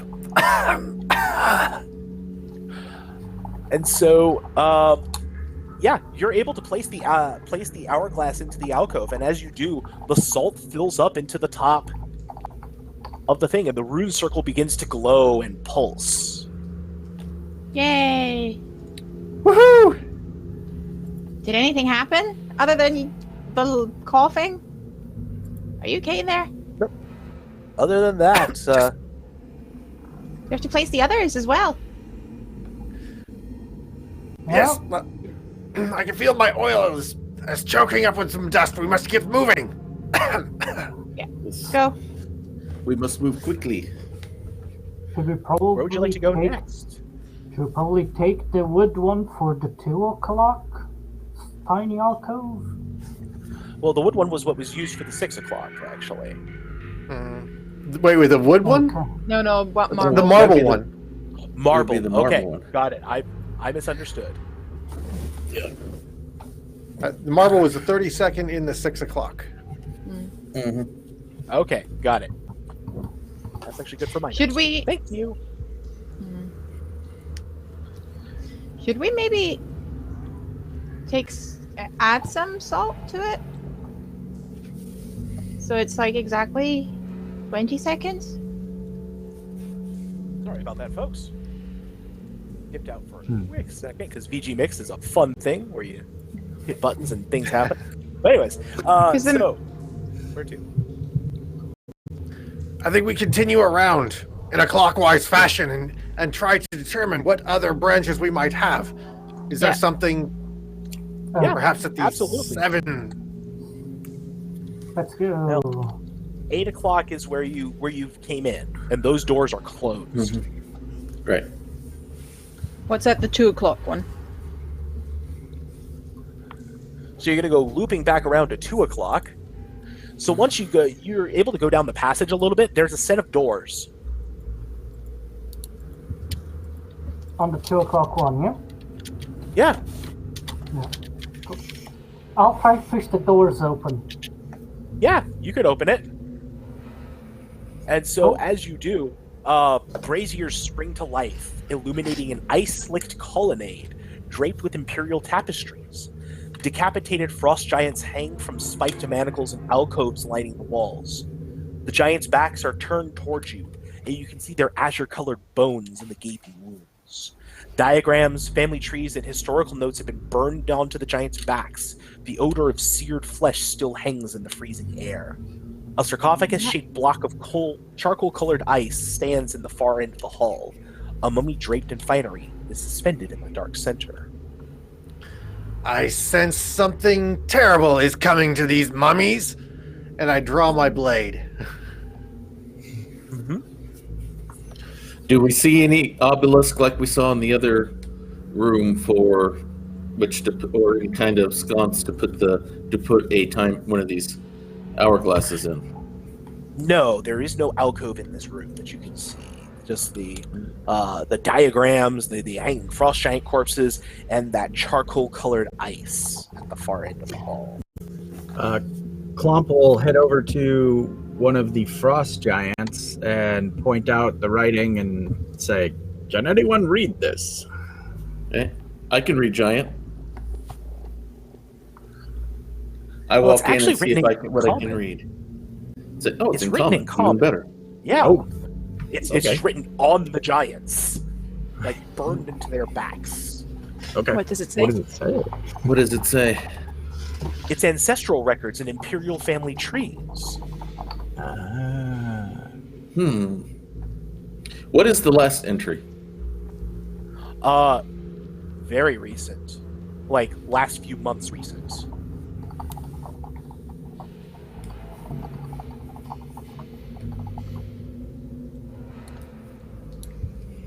And is the mummy people size or giant size?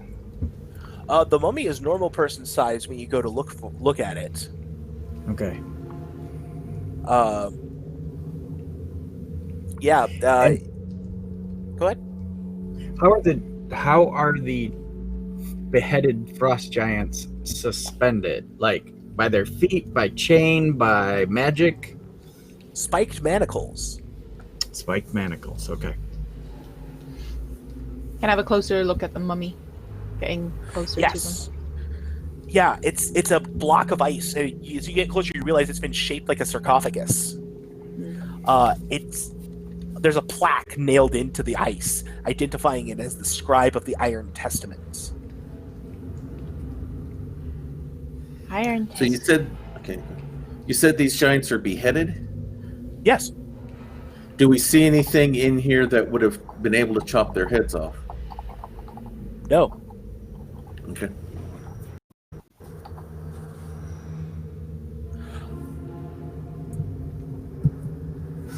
So What does now? the plaque say? That this corpse is of the scribe of the Iron Testament.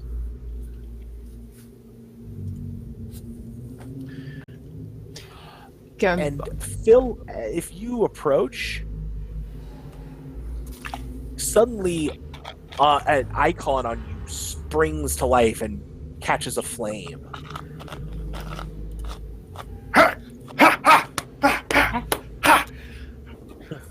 Sorry, I think I've got a gear malfunction.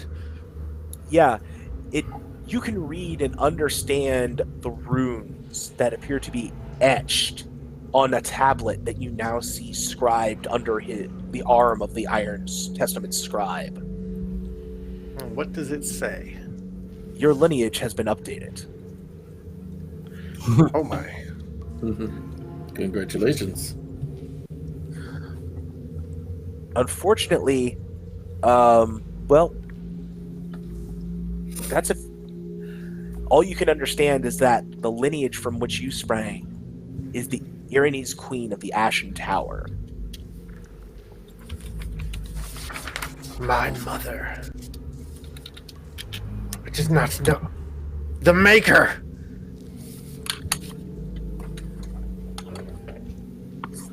Okay. What now? Well, chat's helping out. So, where are the heads? Do we see There are them no here? heads. Nope, they're gone. No heads. Clomp will say, "Could the heads be the heads that were outside?" It's possible.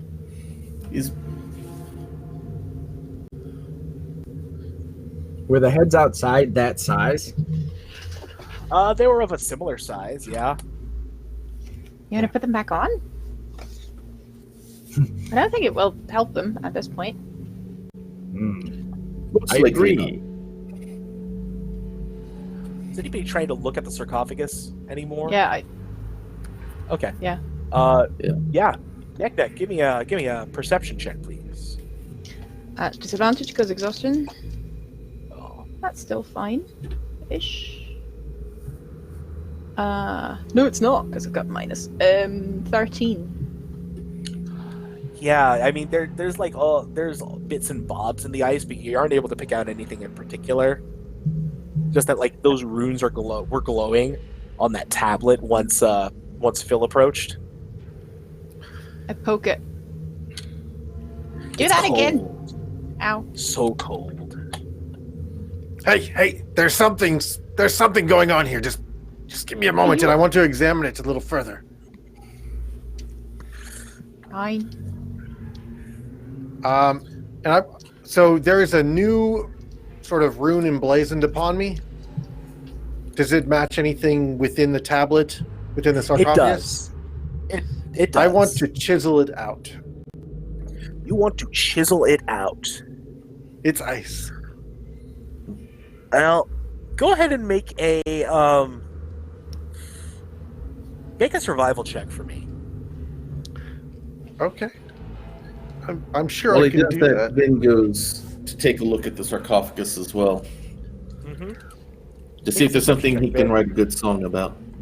Well, bad That's a things are- 15. All right. So you can tell that this type of ice, this is not a natural ice. Oh. Vin, did you roll that perception check? I will. I wanted to wait till he was done. Oh, fair. Thank you.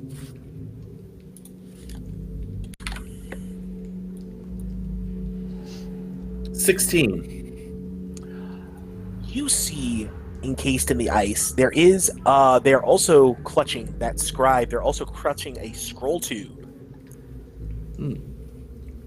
Mithril scroll Interesting. tube. Clutching. All right. Vin reaches down to try to see if he can pull the scroll tube out of its hands. It's in a block of ice. You cannot reach Oh, it. it's in the block of ice. Okay. I thought it was Yes. like a lid sarcophagus Yeah, kind no. of thing. Okay. Nope. Okay. Then never mind on that then. Everybody stand back. I think I know how to handle this. Do not lick it. And I'm going to All right. place my Before you do that, can I inspire you a little bit? You're always inspiring, my friend. All right. So I walk over to you and say, when they see you come, they better step aside. A lot of foes didn't, a lot of them died. You've got one fist of iron, the other is steel. If the right don't get 'em, then the left one will. You face 16 foes. What did they get? All beaten and bloodied and closer to death. The leader tries to rally them, but they can't go. The hearts and souls are now 6 feet below. And give you an inspiration. I'm going to say Yeah. DM Corey is inspired. That was...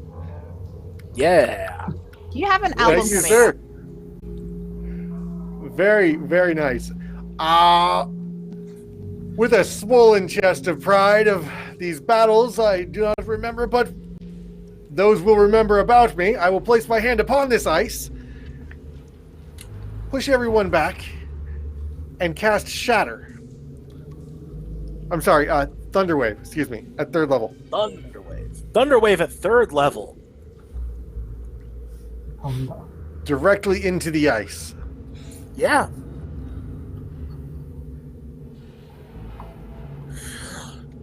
Crackle, crackle, crackle, crackle. The ice cracks. But it doesn't quite break.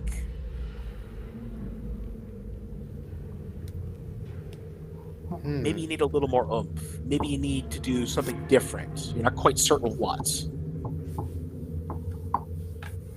Would you like me to smack it? Hold on, and I knock an arrow and shoot my last bursting arrow with force damage. Okay. And does that have a spell level or anything like that? No, the bursting one just goes. Boom. So yeah, it just kind of it bursts and like embeds into the ice, but it doesn't like do anything to break it further. I'll take another another Thunderwave spell into that and burn a 1st level slot into that. Okay. Yeah. So with another vibration, just enough, just slight enough, it crumbles and crumples, and the corpse falls down, dropping the scroll tube. I'll reach down and pick it up. Hand it to who was it that was reaching for it? I was go for initially it. trying to. But it doesn't matter. Yeah, Okay. Vin. I was the one who saw it. So the scroll tube is sealed with a wax stopper molded in the symbol of a 3-headed falcon clutching an ankh. Interesting. I show it to everybody else. Appears we are on the right track.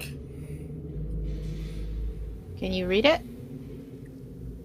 But you have to open the scroll tube. It's just that's Okay. just I crack open the seal and open the scroll. There is a puff of dust that engulfs you for a second.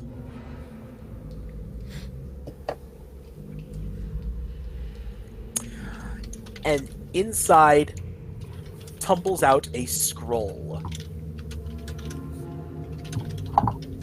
You are able to open the scroll, and inside you have found the Forbidden Necropolis diagrams. Yes. And thank you to Emily, who gives Hawkeye inspiration for an amazing song. And I'm going to put a devil's bargain on the table, Matt, if I may. I'm going to Please. say, if the cast will donate 4 of their inspirations, they can unlock one of those ancient rune clues. There we go. I'm also going to link them in the green room chat, the Necropolis diagrams. Ooh. That they Nice. unlock.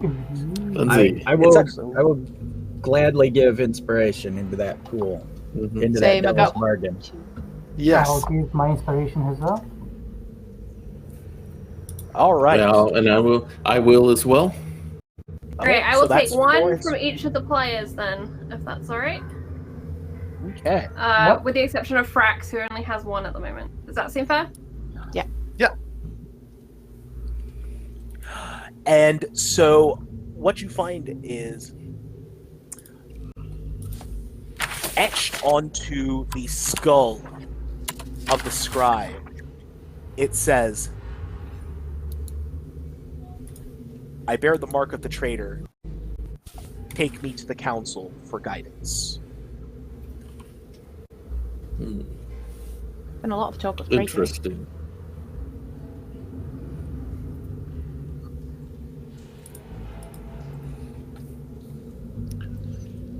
This diagram is extremely useful.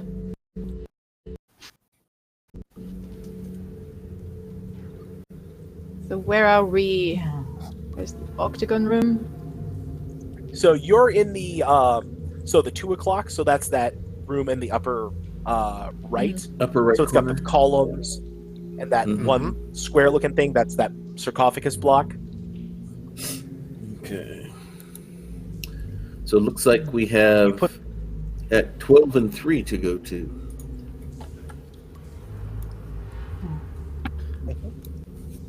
Yes. Yeah, let's do it. Let's go to the 12. We haven't been there yet. Yeah. All right. Sounds good. So we go to the 12.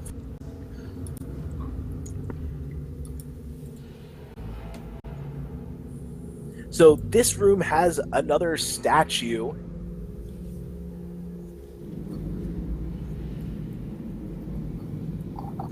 A statue as tall as a frost giant looms over a shrine littered with chunks of broken stone and rusting siege weapons. The statue depicts a warrior in spiked armor pointing toward the horizon. Upright pikes encircle the shrine. Impaled on each pike is a decayed but still writhing body, encased in frost-coated armor. A black obelisk rises at the center of the shrine. A circle of runes surrounds its base, faintly glowing.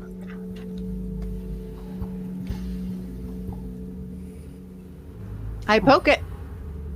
I poke everything. You're gonna walk over and poke. Okay, Yeah. please make 6 Constitution saving throws for me. Nice.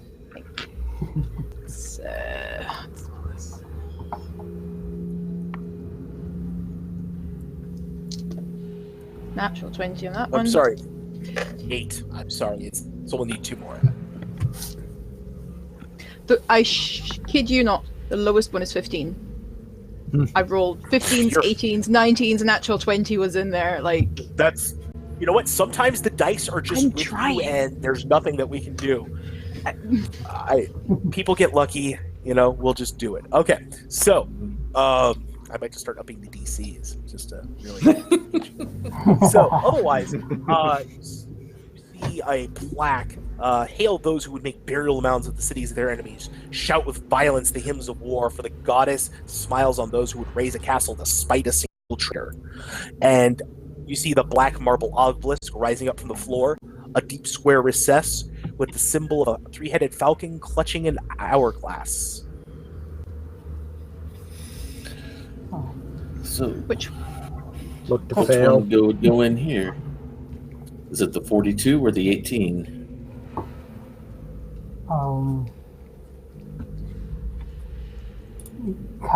Is there any way of mixing both of them into one? No. No.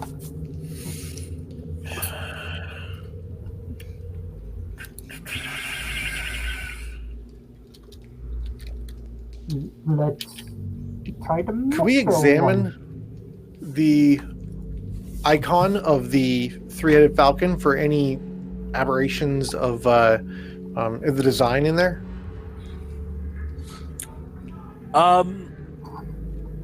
What you saw is what you got. Okay. So is everybody in the circle right now? Yep. Yeah, I guess we all Probably need to make this saving throws, right? Yes. Everybody except Clomp. Clomp was fine. Everybody else needs to make 8 saving throws. 8. 8. Tom? Next, Or- no, yeah. you're fine. You're fine. You were there. You're there already. So. It's fine. Just brizzles a little bit. 19.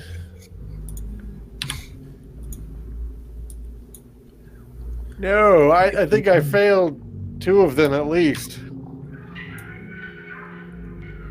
What was the DC? The DC is currently 14. Oh, okay, I failed 1 of them. All right. I had Okay. 21, 19, 17, and 13. That was 8? 8 saves? Oh, 8 saves. Okay, I'm sorry. I missed count. I No gotta do a worries. few That's more. fine. Mhm. So Okay, anything, another we're looking at 13. 14 for our magic number for the moment. So if you fail any of them, gain 1 level of exhaustion for each failure.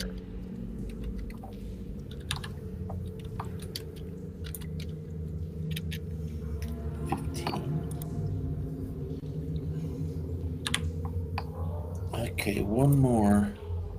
Ooh. So I have 3 13s and a 6. Ooh. So that's 4 levels of exhaustion there, Vin. Ooh, ouch. Ow. Yeah. Yikes. Now we're getting spicy. What is the DC again? 14.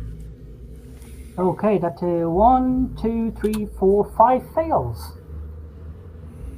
5 levels of exhaustion. Which, with the one I had got previously, is But a you had dead 6 elephant. levels of exhaust. So literally, Peloxodon wanders in, and just all of the moisture is sucked from his body, and he is left a withered husk on the ground. And there's our second death. Nick is turning around like, I didn't feel anything, let's go. Oh. Thump. Oh, What and there happened? goes the elephant. Place one of the things and let's get out of here. Poke the Loxodon with an arrow. Oh, I was going to ask if Frax wanted to give a plug before he left on his time, but unfortunate. Quick pause of the clock while we load our next person in. That would be great.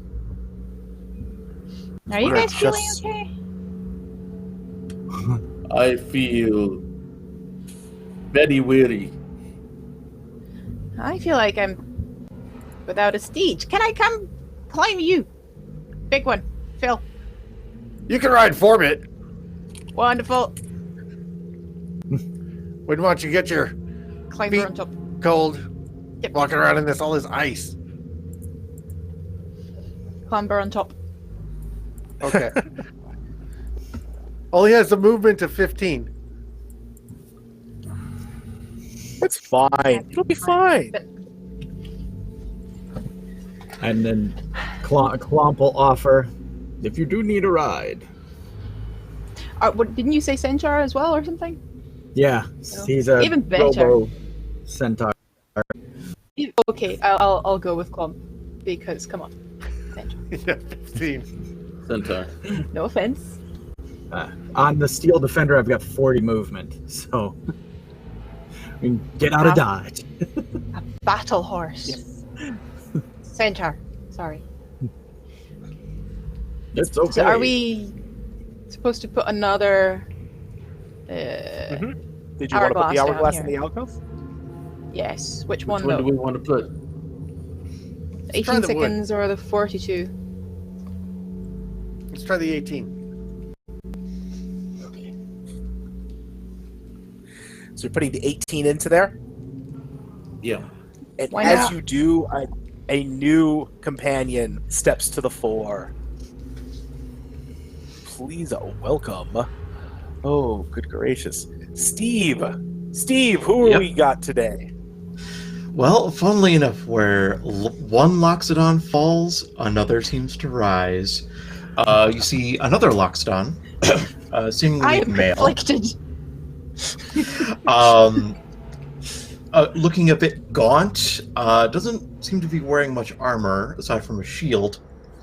Otherwise, is clad in kind of soiled-looking garments. Like literally, it looks like it has dirt kind of smeared on them. Has a kind of either a tattoo or face paint kind of outlining the skull underneath Loxodon's skull. Carrying a gorgeous, ornate golden staff. You seem trustworthy. Join our quest. He's one of many. Also, you might as well at this point. Greetings. Let's get Sounds like you am could use a warm meal. How long have you been in here? a fair while. Like 18 seconds, because... and I point at the hourglass. Is there anything happening similar to the previous one? Well, yeah, once you place the hourglass in there, the thing sprouts up. And since everybody's here, and kind of our new Loxodon, since they just appeared in here, and I mean like that, Katuru, make me 8 Constitution saving throws, please. Hey, that's the wrong one. Okay. No. Oh, thankfully I got a couple of these 20s here. Okay. Well, thankfully, Drew has some pretty decent. So let's see. First 4. It's 19. 20. So if anything below 12. That's what we're 12. Yep. Okay, so yeah, one there is under 14. Mm-hmm. So I So believe that's that's gonna 1 be- point of exhaustion. That is indeed, as the moisture is sapped from you by the terrible things that lurk in this place. Okay. Okay. So it for me it's a +5 to Constitution, thankfully. So, that is Cures a lot of ills. looks like I'm good. Okay, cool. So yeah, the hourglass is filled up, and if everybody's standing there, everybody's standing in the circle, right? I mean, you might- No, I've already. I would have Yes, had to, tie him. Yeah. If anybody, you would have had to come okay, to me. So you guys have walked off. The rune circle has started to glow.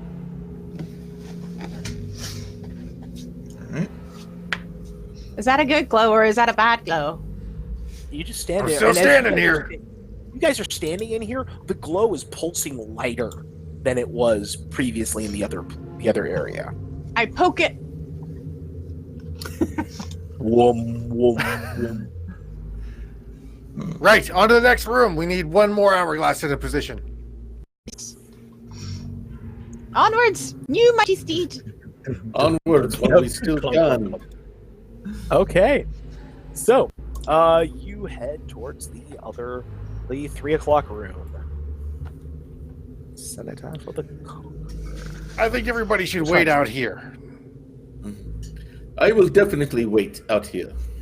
How hurt do you look, Phil? Now that you mention it, I'm just gonna pat Forbit on the head, scruffle his little radar ears for a moment, and take another D6 plus 8, and I'll be back to, D8 plus 6 for 14 temporary hit points.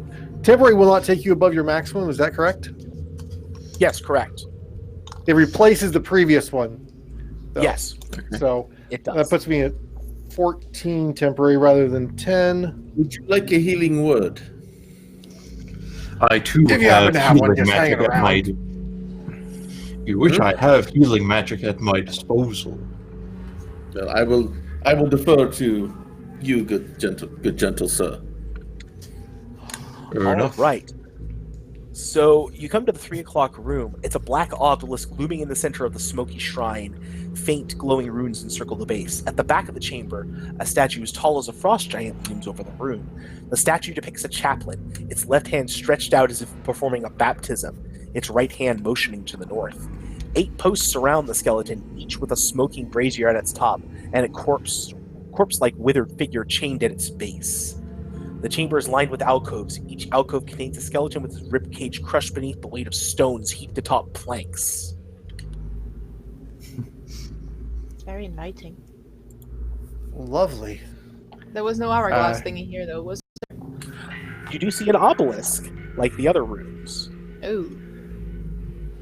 That's That'd what I be was quite looking a- for. Vin will Shall we stay go back walking here at entrance. Shall we clump in? Vin will stay outside. Who's clumping in? I'm not clumping in. Phil was gonna go in, right, with the hourglass. I'm gonna But, walk in uh, alone with the hourglass unless anybody's but, gonna follow me. Before you go, Clomp will be like, hold your arm real quick and look at the bard. Like, do you have any inspiring words? Certainly, I always do. So, looks over and says, whether you're a fighter or whether you're a cleric, you'll be taking a life, taking a life. Feel the bones breaking and see the knees shaking, and you're taking a life, taking a life. Taking a life, taking a life. Taking a life.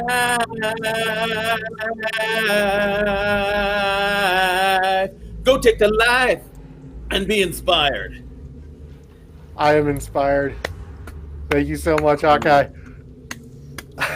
So much. So All great, right. Hawk. I love it. We who are So, about to die, salute you. Start an arrow Roll. because Roll me 8. 8 con saves as you walk into this. All right. Oh, all right. No, I'm gonna just walking alone, right? Or is everybody making Oh, okay. them? Yeah, no. only if you're You. walking in. Okay. No, I am staying out. Okay. Okay. First one is Who a is net Barrett? 20. Just roll them all and tell me if any of them are 14 or below. Let's go fast. We've only got 45 minutes. You got it. 1 below. Okay.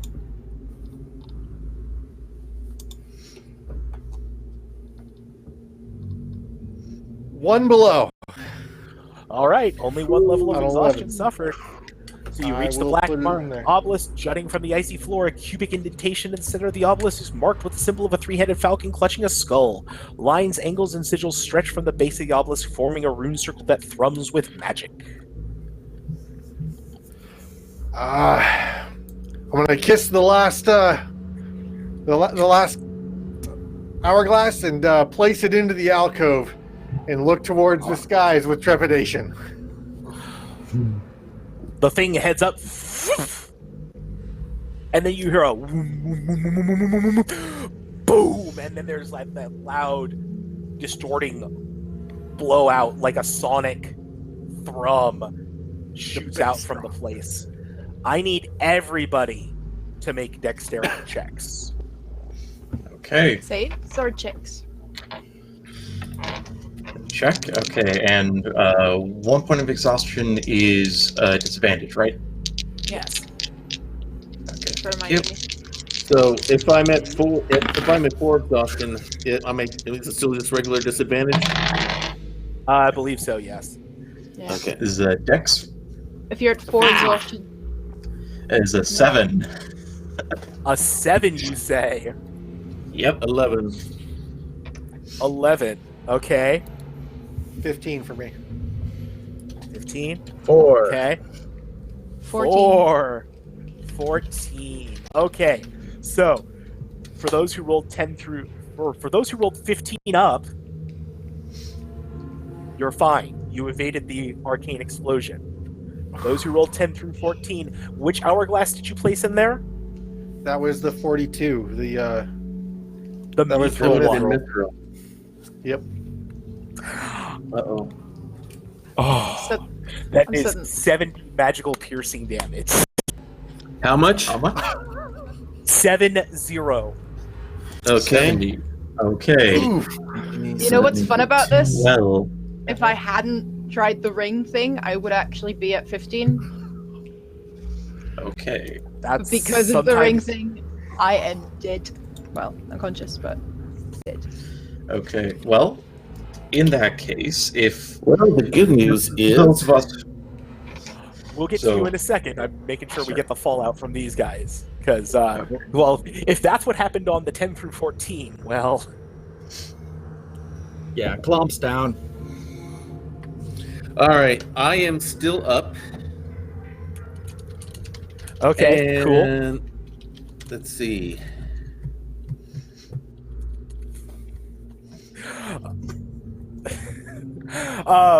Okay, so that's that. And those who rolled below 10, yep. you immediately start regressing in age. And you regress and regress and regress until finally you're but a child. And then as you become a child, you then start regressing in evolutionary states. Oh boy. You go from humanoid to no longer humanoid and keep regressing backwards and backwards and backwards, tracing the stages of your people's evolution until you are nothing but a pool of primordial goo. All right. You are then gathered up, basically two spectral warriors, because it was two of you, correct? Come out of the walls and scoop you up into canopic jars and then fade away. The vault Oh, of the that mailed was fun. fist has been sealed shut by primordial slime. All right. Well, I'm out then. That's brutal. So, Oh well. that I is- knew what I was getting into. thank you All so right. much for playing, Steve and GB. I can't as short as that inspire- was, Booze, unfortunately. I think Yeah. I put it in the wrong one. All right. Goodbye, all. It was great. Thanks. Anything Always you'd like to appreciate plug it. before you head on out? Quick. Just over on Encounter Roleplay right here. Come by on Thursdays because I do Death's Curios and I love my mad scientists. That's it for me. Nothing like a little bit of All mad right. science. That's fantastic. Good Steve? seeing you again, Graveyard. Yeah. Laters. Take care. All right. So I don't really have anything to plug. However, I am going to be debuting over on Mimics and Monstrosities with their descent into Alvernus. What will I be playing? What class? What race? You'll have to tune in to find out. Schmantabulous, Steve. Thanks for showing up today, man. Very much Yep. appreciate it. Thanks, Steve. Oh boy. Oh, and there they are. The myth, the legend, the Mecha Spider. Showing Hello. up. How are we doing? What are we feeling like at this point? Nervous. Yeah, also yeah, it got excited. real fast, didn't it? Oof. Just when I thought we solved the puzzle. Well, sometimes. Okay, and then Sometimes Yeah. puzzles solve you. sometimes the puzzle solves you, correct.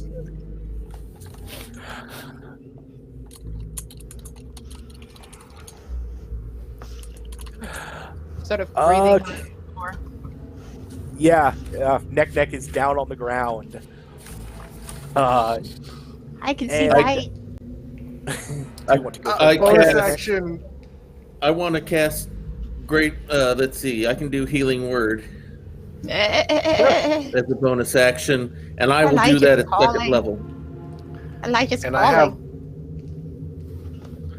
calling. also an additional 9 temporary hit points for you. Thank you. Okay, Oh, so that'll be. Let's see. What'll it be? 2d4 plus 4. Do you want me to roll it, or do you roll it? You go for it. So I can blame you if it's low. No, I wouldn't. Whew, we are coming down to the wire here, folks. And speaking of wire, remember we are here today. All to right, support that'll be 7 wires. HP for you. Thank you so much. So please donate so we can save those lovely Australian wildlife. They do a lot towards educating people about how to care for that wildlife. It's so precious to us, and we want to make sure that we give them all the support and love that we can. So make sure, keep donating, keep up. You want to see more people show up and get ground up in this meat grinder. We got the donations. Check them out right here in the middle. Thanks so much, folks. Oh boy. And emphasis on the grinder, less on the meat here. Not much meat left to grind. Oh, we got a little bit. And we have M coming in as well. M, how you doing? I'm doing okay. How you feeling about stepping into I think we this just hit the goal, people. Oh my god, yeah. I'm a little terrified. That's all right. That's all right. Little terror is good for everybody. It's healthy. Thank Healthy you so fear. much, everybody.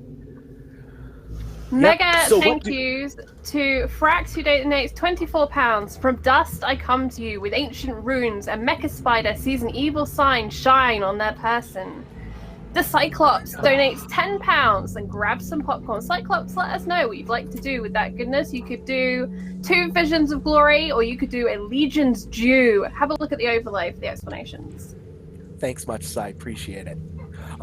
So, the ancient runes. So, what happens is, after that terrible explosion, the hourglass pulls itself back together.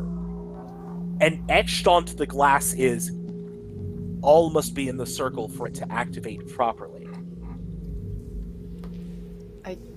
That's scary. Right. I'll read it out to everybody. Everybody get in the circle. Ow. Before venturing forth. I help carry Nick into the circle. Sorry, it will be You are all a must hero. be in a circle. For Oh. In let's put it that way. Yeah. Okay. So let's step outside, circle. form circle. Are the new people here, or are they coming in the next scene? Yeah, they basically have walked up the ambulatory from the entrance. Am I Okay, so dead we're or am I almost- seeing ghosts? I'm pointing. That's a great question. We should really explore that later, because I'm not entirely certain what just happened. Well, it was a large explosion, whatever it was. So, greetings. My name is Yeah, Neptune. hi, nice to meet you. Hi. Would you come join Yeah. the circle? This is not a religious thing, don't worry, but the runes say to circle up. And I want to get out of here. Please. Well, Yeah. nothing else to do. Yeah. Okay. Oh, I'm Erin, by the way, since Hi, we're Erin. sharing names. I'm Nick. Greetings, Annie. May May you fare better than your predecessor. What Yeah. happened to the predecessor? You don't want to know. You don't want Nothing, not to know. ever. Literally. Let's say nothing will ever happen to him again. Most likely. And it looks like Cyclops has chosen the Legion's Due. So, Mecha Spider, welcome to the call. Go ahead and make a Constitution saving throw for me, please. And that's wait. And my next save, my next roll is a disadvantage as well, right? Yep. Once more, Okay. welcome to the Wow. Metropolis. This is how we welcome people to Encounter Roleplay. Yeah. Okay, I'm just gonna quickly check my con. Okay, let's. We're here for you, Mega Spider. Baptism My rolls by are fire. always terrible, so let's just do that. Yeah. So that's, first roll is 11. It's not going to get better than that. I know it isn't. Well, find out. Second roll was slightly better, but it doesn't matter because my first roll is 11.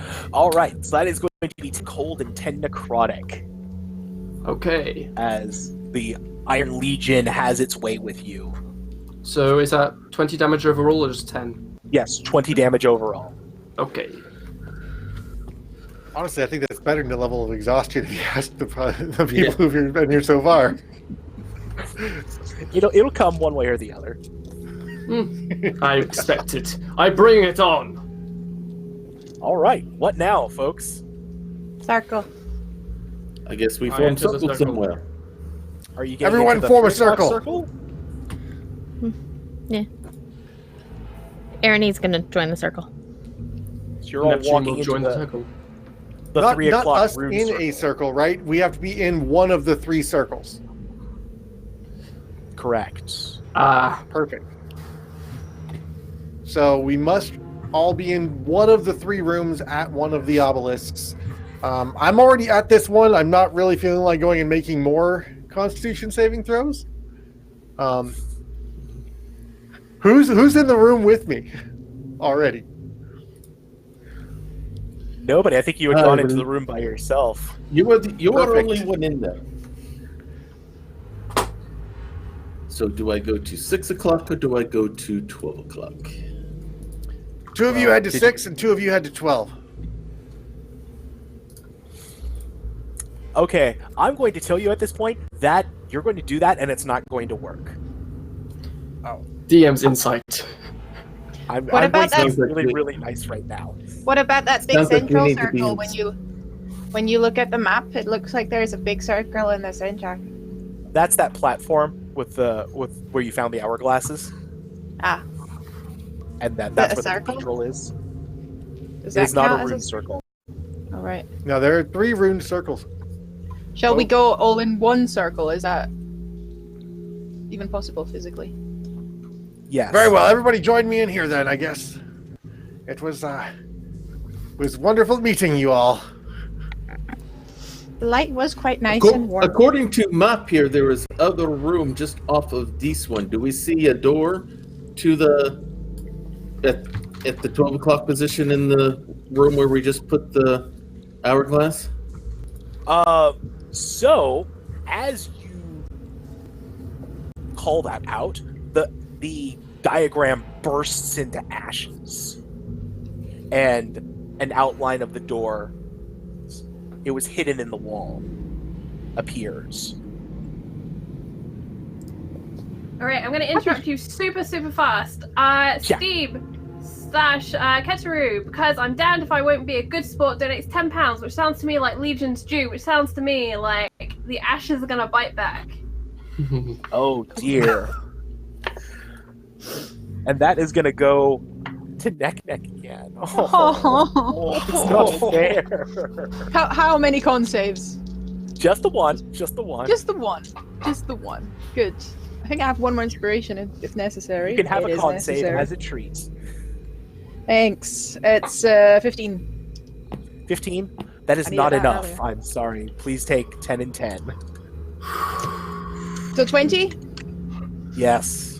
As I walk through the pile of ash on the ground, I'm like, oh, that was very rude.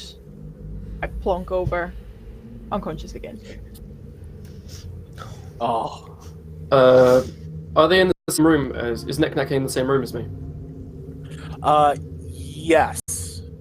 Can I go over to them and cast Cure Wounds on them The light! The light! without getting a con save? Neck yearns for sweet death. Yes. Well, without triggering our con save, no. You won't be able to do it without triggering the con save. That's the way these rooms are. I'll They're do it pretty anyways. nasty. Do it. Okay. I need 8 con saves, please. Okay. I'm not sure you heard Alright, me. I created an idiot who will save anybody, so...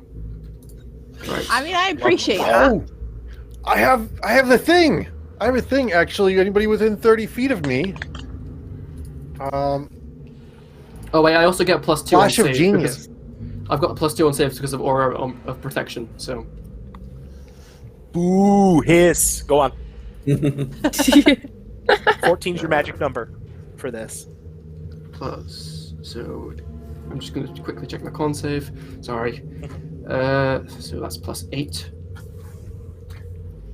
I think it's done like this. The light. No? Okay, that didn't work. It's /die, right? Yes. Oh, well, it's slash. Isn't it slash roll Yes. die or Slash No, die, slash then die. space, then the 8 d20s. I tried that. Yeah. Sure, I'll just do it one by one. It's 8. So that's... Was that a D20? I don't think that was. That wasn't a looks like a D20. D20. I'm an idiot. No, You get- my D20's up there. Oh, it's a D12. Deep breath. This is a Deep D12. breath. Ugh. So that's the first bad one.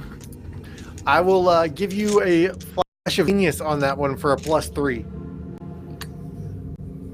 Okay, so I've got 2 and I've got 3 under 14, but if it's a +3, then my last one gets a 16, and then there's Okay. a few more. Going. There we go. 5, and that's 5. 12. I'm not good at rolls. That happens sometimes. In literally every single game.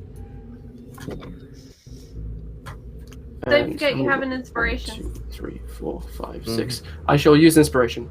Yeah, Okay. because I think I need it. Inspiration is with advantage, or is it plus something? I don't It's remember. Yes, it's advantage. Okay. Well, I don't think that needs advantage, to be honest, but I used it anyways, so, you know. Oops, not 9, but 8. My last con save. So that is 1, 2, 3, 4 under.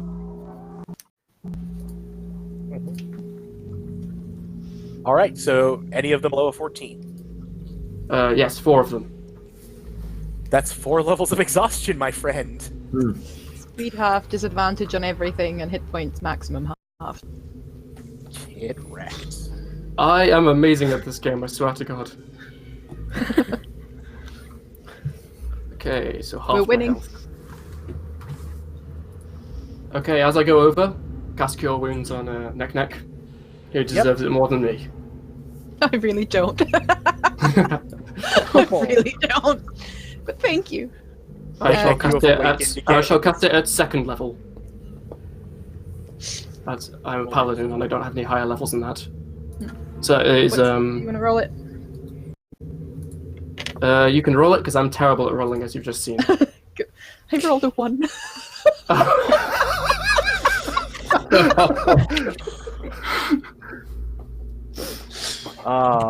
This is beautiful. I love Oh this. man. So So it's the remaining cast, please stand by. Thank you. It's 1d8, 1d8 plus my spellcasting modifier, so that's 1 plus. I think it's 2, another so that's D8 3. for the 2nd level. Yeah, so it's Yeah. 1d8, 1d8, and a plus 3. So The other one was a 4, so that's 5, 3, 8. Hit hey, points. you're still alive. The light is so pretty. Oh god, I'm here again. So, point of clarification, Matt. Listening. The ash triggers the con save if you walk through it, correct? It's not the ash that triggers it. That was me flavoring. Yeah. Okay, never mind. What is triggering the con save is not apparent, other than the fact that when you enter these rooms, suddenly all of the moisture seems to get robbed from your person. I'm a water genasi. Doesn't that mean I just like replenish it or something? It's draining it at a faster rate than your replenishment. It is one Okay. thirsty boy. Nice Except try. for- Clearly the ghost light. I mean, I had to say it, right? Yeah, no, that's fine. You're a thirst trap. It's all right. Are you proud of yourself, Matt? Incredibly. So, I was about to say, I'm uh, proud of you for that one. thank you. So, So, which you guys- bloody circle? That secret door, right? That secret door that you found from the ashes. Okay, so you managed to push the door open fairly easily now that you know it's there. And inside, this chamber is empty of anything except a black marble obelisk surrounded by faintly glowing runes scribed into the floor. A recess cut into the obelisk is engraved with a representation of a 3-headed falcon clutching an hourglass. I'm really getting annoyed at this falcon. Not just But because we it has don't. wings. Does it have So a there's a- recession spot to put the hourglass in? Do we Absolutely. have another hourglass? We do not. That's what we really have. Yes, you do. We only have The hourglass 3. reformed itself. I told you. All right, yeah, okay, sure. I Oh see. yeah. What bad thing could happen in this wonderful place when we do that? Oh, nothing bad, I'm sure. I'm hiding behind the Okay. last Warforged. I'm going Let's to do it again. this. Let's do Being that this. it reformed and I'm in possession, I'm walking into this alcove that behind the secret door. Not hiding. I'm Very following. cringeworthy. You're And not following? Cyclops sends a No, flash I am of following. inspiration for Spider. Sorry, what was that, Charlie? Which for Spider? Cyclops just spent a flash of inspiration for Spider. Nice. Yes. There you go. Sweet. All right. I won't help you so- dying, but you know. Yeah. That's I'm going to so, send. Irene, No, okay, yeah. Irene, I'm going to need those Constitution saving throws as you head through the area. Sure. And how many of those are there? 8. Okay. Right back. And of course, I got kicked out of our dice roller, so give me just a moment. It's fine. Con. Okay, let's see. Well, there's one failure. Oh wait, also, are you in within a 30-foot range, 30-foot range of me? Because I've The got. answer is yes. Oh, sorry, no, a 10-foot range. We'll say so, just because I don't want to. Because they get You can do they it. get my advantage on save, so they get my aura of protection as well, which is +2 as well. Sweet. I will take whatever advantage I can get. And we have to beat a 14, you said? Yes, 14, correct. Okay. Let's see. So I get to roll you, still fail. Succeed.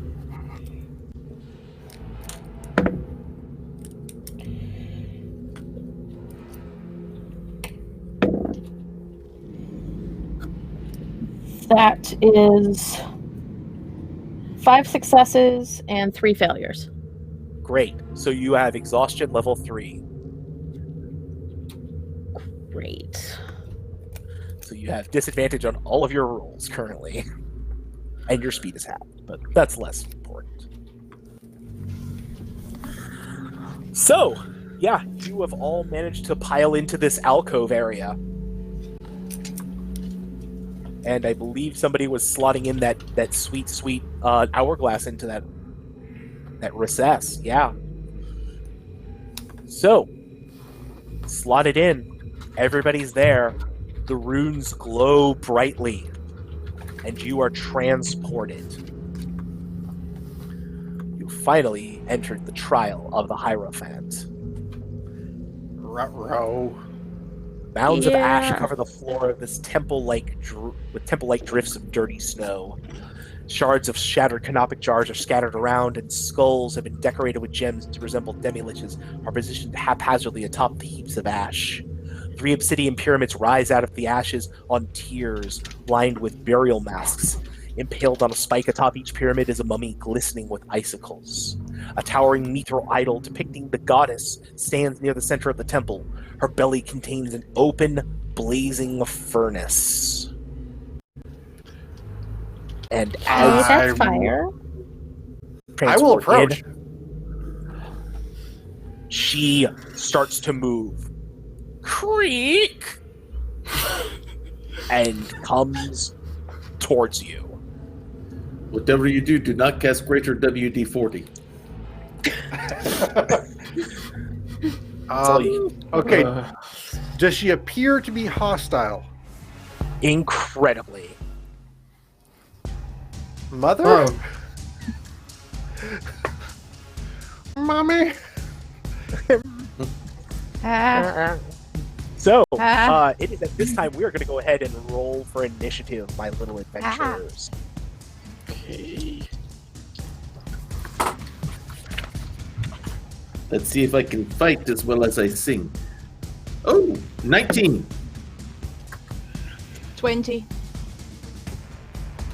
17. Well, 1 second.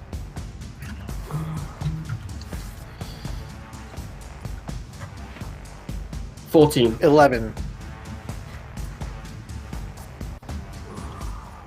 Okay. And real quick, Matt, did that did the boon take effect? Did Which boon? you said that it was updated in my chart. Oh, I updated it in the primer. So you have the Aranese Mother. So when you fulfill your thing, you get the resistance to demons and devils and fire. Okay, so that has not been fulfilled then. No, you haven't fulfilled any of Okay. your challenges yet because you haven't entered any of the challenges yet. Okay, You only perfect. just now did. Okay, so it looks like Neck's got the right of it first here. I will just shoot at the thing and try and stay away from it. No, not the light again! Not the light again! Oh, no. And the first one is a 27 to hit. 27. Yes, that will absolutely hit. The second one is about to miss, but I use my bonus action for a curving shot. No, curving shot is only when there's another enemy. Ignore that. Yeah, there isn't one now. I will use my last inspiration, and do I still have one? Because the picture says I still have one, but I'm not 100% sure. Yeah, we'll say you have it. That's fine. I'm good with that. That's a 26. 26. Okay, yeah, those both hit. No problems. I'm just speed firing arrows. That's Panic fire. plus 8. That's 16 damage. Magical damage, and I'm gonna use my action surge because when if not now. Yeah, this is a great time Another. for that. If not Yeah. now, when? That is 25 as the lowest. 25. Yep, that 16. totally hits. Ooh, another 7. 23 damage on that one. 25 or 23? 23. 23. Got it. Yeah, you just unload into this statue. Looking away, actually. It screeches metal, unhappy as you hit it. Okay, Vin. All right, then we'll pull out. He still has his loot in hand, but he flips it over upside down to reveal it's actually underneath a light crossbow. He has one bolt already loaded, and he will shoot at this statue. Sweet. Do it. So, what's my bonus here? +6. Come on, mouse. Cooperate with me. And I'm going to use one of my advantages to shoot at this thing. Especially since that's a nat 1. Yeah, it's probably for the best. All right, does an 18 hit? 18 will hit, yes. All right, so that will be... Let's see, it's a D8. All right, 5 points of piercing damage. Yeah, totally. Does damage. And with his bonus action, he's going to give... Let's see. Simply Emily, what's your character's name? Arnie. Arnie, I'm going to send an advantage your way. Cool. Gory, gory, what a horrible way to die. Gory, gory, you'll make its mama cry. Gory, gory, there'll be nothing left to scry, 'cause it ain't gonna live no more. An advantage for you, or an inspiration for you, and that will end my turn. Great. And speaking of Arini, it is your turn. Rock and roll. All right.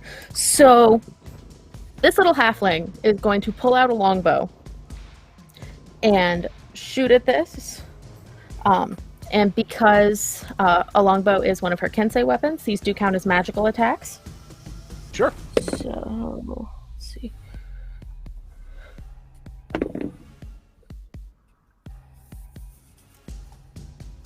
Even at disadvantage, that's a 20 to hit. Yeah. Dirty 20. Yeah, I assume. And then for the first shot. 10. 12 points of magical piercing damage for the first shot. And then she's going to go ahead and shoot another arrow. Mm-hmm.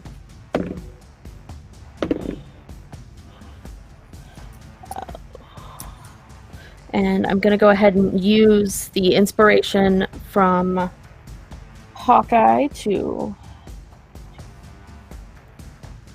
23 to hit on the second. Yeah, absolutely. And that's 9 points of magical piercing damage for the second. All right, good stuff. So you just unload into this thing, and it screeches. The flames starting to like spurt from it as it tries to rear up for an attack. Anything else for you there, Rainey? No, because the bonus action was using Kensei Strike on that first arrow to give it an extra D4. All right, cool. So next up is, I believe it's Neptune. Just double check on my note here. Yes, Neptune. Get after it. Oh, Neptune, you're muted. There you go. You're good. Right. I will draw my weapon, my Flame Tongue Greatsword. Mm-hmm. Just whisper as a bonus action, Ignis, and it just lights up in flame. Mm-hmm. And then I'm going to go up to attack it. Mm-hmm. With my inspiration, so that should cancel out my my disadvantage, right? Yep, sure So thing. just a straight roll. Yep. Okay. And that is just 1 second, I need to check what that is to hit. +6.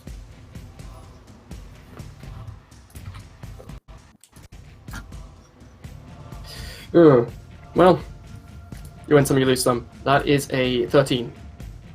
No, unfortunately, that is not it. All And right, I've already used my anything bonus else? action, so no. Nope. Hey.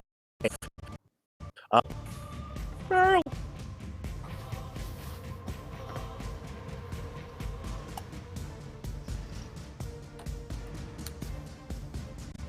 What you got, Phil? Oh, I'm sorry. I didn't hear you call for me. Yup. Right. Well, nothing is going to stand between him or them and me, so I'm going to charge directly into the front of the fray. Yeah, get it. And you said there's an enormous fire in the belly of this thing? Yeah, it's like a big furnace. Nice. I love it. I am going to sort of try and vault up into the air, and I want to try to put my hands on this thing and use Thunder Wave as close as possible as I can get into this thing's chest. Okay, yeah, I'm into it. All right. I need a con save. That is a 22. That'll succeed. I Cool. believe that is for half, right? Mm-hmm. Yep. Half as much, Damage. so 2d8. Okay. Okay, so that's going to be 7 points of damage. And Okay. I'm sorry, that'll round down, right? So that'll be 6. Okay. Yeah. If it's half, yep. And then I'm going to fire as I'm falling back to the ground. I'm going to use my crossbow expertise and fire a bolt straight up into the furnace area of this thing.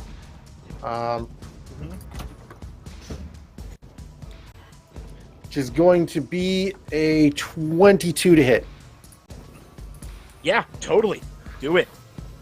Oh, as an FYI for everyone, since I'm a College of Valor bard, any of my inspirations can be used to increase your AC on a single attack or increase your damage. That can be important. Ooh. Shiny. 11 points of damage. I'm sorry. Yep. Use the attack roll or damage roll? Damage. Yeah, I will use that, definitely. So how much Was that an lump additional- damage? How much did that? So it'd be 11 at base, and then it's an additional D4. Is that right? Is that what you said? I'm Let's sorry, see. I was doing I'm gonna math. say My it's inspirations are 1d8. I'm a 1d8 Yeah. on my inspirations. Wow. Yeah, higher levels, sweet stuff. Love bars. No kidding. Well, So that turned breakfast. into a 15 for the arrow. Okay, cool. And All Lydia right. donates an inspiration for our beautiful bard. Thank you. Ooh, damn. Okay, and is that it for you there, Phil? Yes. Cool. You shall fall to me, giant!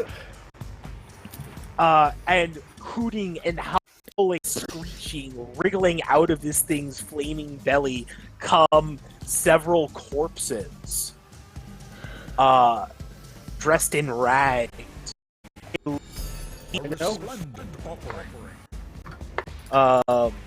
And these creatures skirt past you, dodging around, ducking around, and they run into the pyramids, actually. I would And you just like sound- to attack of opportunity. Yeah, if you want to try and swing at one, go ahead. Yep. Got an arm blade. Might as well use it. But that's only going to be a 12 to hit, so. A 12. Actually, let me double check. No, that hits. Do it. Oh, wow. Get Okay. after it. Excellent. Yeah, these things are not... And it is just... I mean,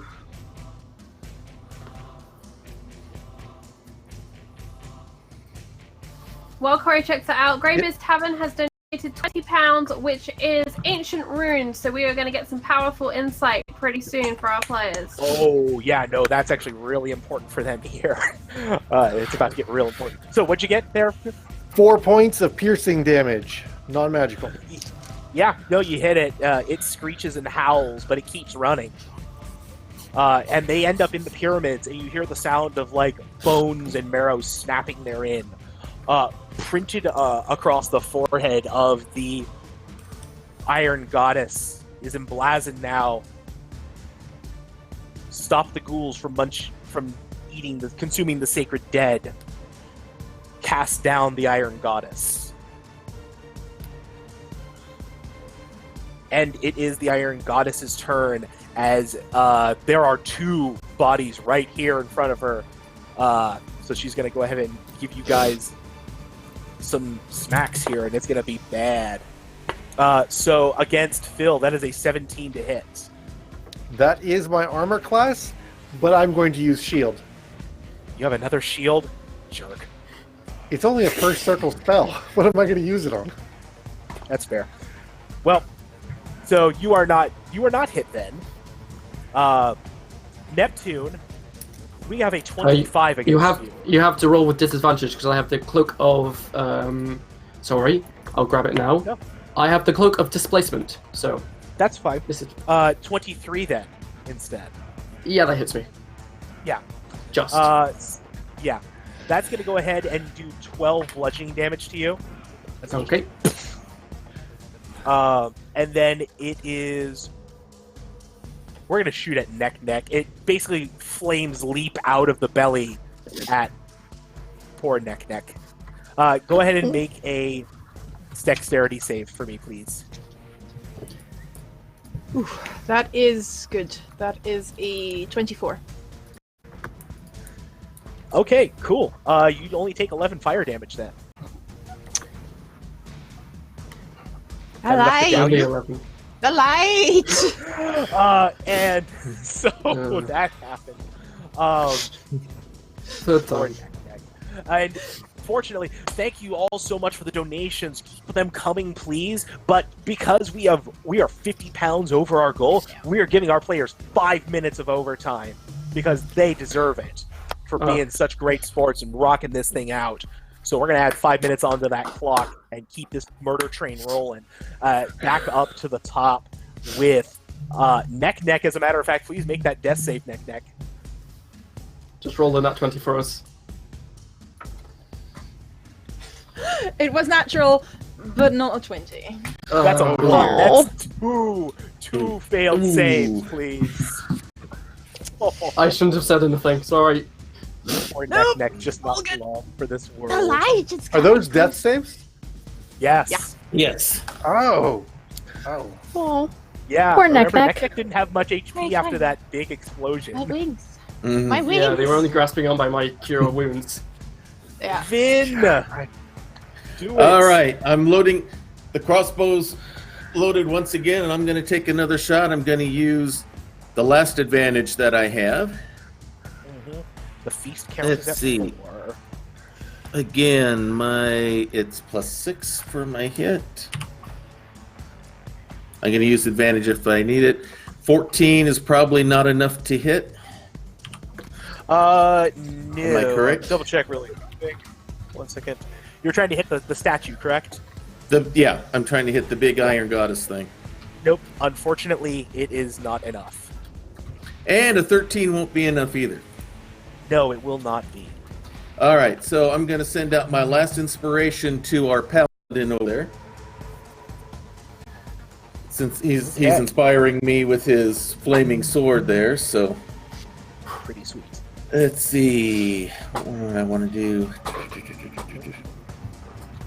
They ain't gonna need the lives no longer, ain't gonna need the lives no more. Ain't got time to get their shields up, ain't got time to cast no wards, ain't got time to get their bows out, or pull a sword and rage, ain't gonna need the lives no longer, you're gonna send them to beat the saints.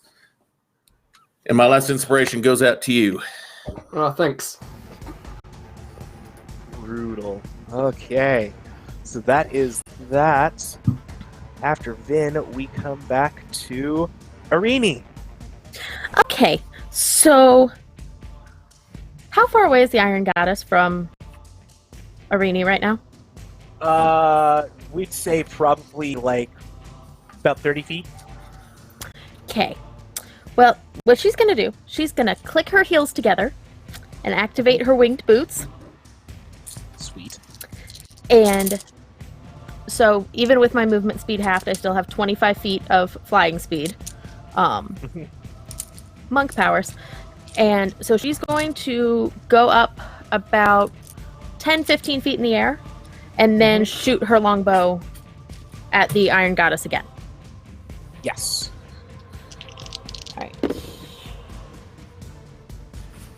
Alright. First one is a 16 to hit. Yeah, that's a hit. Okay. And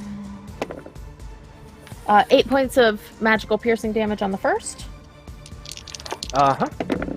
And second is a 15 to hit. Mm-hmm.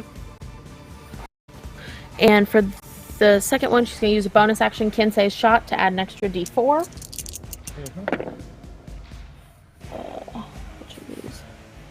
Which is 9 points of magical piercing damage. Okay. Got it. And is that it for you? That is it for me. Okay, great. So as you take that shot and hit it, the Iron Goddess lets out a mournful groan, and the mummies atop the pyramids howl in reply, wrenching themselves free of the spikes and scrabble down the pyramids towards you all. Okay. Maybe that wasn't a good Yeah. idea. Sorry. Brutal. Neptune, it is up to you. Okay. With my inspiration, I will cancel out my disadvantage. Yep. So it's just a straight roll. Going to attack again. Just trying to do as much damage as I can do. And let's do this. So, please, for the love of Helm, my lord and god. Yes. 25. 25's a hit. And I will smite. Do it. Because, you know, I get that opportunity. Right. So, my smite, because I've never played a paladin before. It's all right. So We'll have fun here. Smite is there it is. I will cast it at second level, so I get 2d8. Yeah. So that's And you can spell add the slot. inspiration onto that if you like. I've already used it to get my straight roll. So Okay. All right. so that's 2d8 plus 46 plus 3. So I'll just do it in here. Slash die. I think Hawkeye meant your bardic inspiration, Mecha Spider. My it's bardic bardic inspiration that I gave you. It's not Oh. advantage inspiration. So you can add another D8 on Just if you take like. the roll. It's fine. I'm cool with it. Go. Okay. Yeah. Roll so on. Roll on. You just go. I'll add another. Yeah. That's the d6s, and I'll roll the d8s now. That's your is it warm up. 2d8 or 3d8? Would you say? Take the roll. Yeah. 2d8. Okay. It's 2d8 plus your smiting. Yeah. Okay. My smiting is 2d8, so Yeah, that's what I was thinking.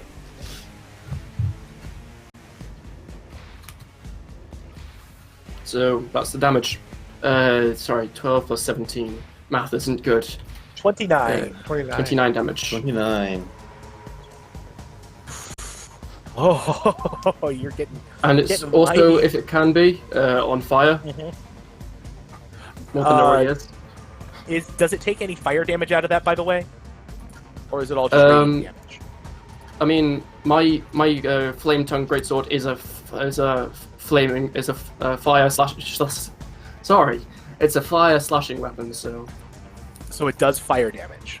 yes, as well as slashing damage. Oh, that's bad. I'm so sorry. Uh-oh. You hit it, and the fire is drawn up into the furnace. It does not appear affected by this. You chose poorly with your weapon. It does take, however, the smite damage, which I will give you. That's different. Well, actually, only 2d6 of the initial damage is flame, because it's 2d6 plus 2d6 flaming damage. Okay. So Okay. 2d6 so I'll plus split 3 it- is the initial damage. I'll split the difference on that one then for you, and do and basically take 9 damage out of that, and then the 8 will be fire damage, and we'll call it good on that one.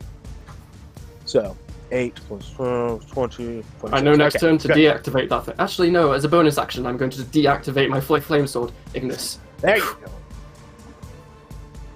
All right, cool. That's you. Yep. All right, Phil. Being as I am out of spell slots, I'm in an interesting position here where I'm going to have to be thinking a little outside of the box. I'm going to send 4-bit off to heal up on Neck for 9 hit points, temporary hit points. And I'm going to use my light crossbow to launch a volley at the furnace again. That's about what I got. Okay. And that's going to be a 20 to hit. Absolutely. Okay. All right. Do I have any inspiration remaining? You have 1 left. I see. I will use it. All right. So that's 2 plus 5. So 7 plus 4. 11 point damage total. 11 points of damage. Magical piercing. Yeah, magical piercing. Okay. Cool. Cool. All right. Is that you? That's what I've got. Yeah. Well, that's unfortunate at this point. So Oh no. it is now its turn. 3 Oh, more of these ghouls come writhing and wriggling out of the Do any of us get furnace. attacks of opportunity? they are moving in such a way that Phil will get an attack of opportunity. Okay. Arm blade coming out. Moving very trickily. Nat 20. Cool. Give me right. them damages. Give me that max 1d6. damage. 1d6. No bonuses minus times 2. So that's going to be. Are we doing double the dice or double the damage? Okay. So you have 6. So we're gonna. The way I like to do it is your initial damage roll is going to be maxed out, and then roll your damage again. So you get it's 6d6. Okay, so that's going to be 10 damage. 10 damage. Unfortunately, that's not enough. And that was really your clutch roll there, what you needed. No modifiers makes it a rough deal. As the 3 ghouls scarper into the pyramid. You know what? I'm going to see if I can get some damage on you guys before I go. I do have my the Iron Goddess and these mummies, so I'm going to use them to the best of my ability. So first, 1, 2, Phil. Oh yeah, 26. That's definitely a hit. I don't even have a shield left. Yeah, crunch. That's going to be 12 damage to you. Okay. 1 to Neptune. I'll take that out of my That is temp. a nat 20 to Neptune. With disadvantage.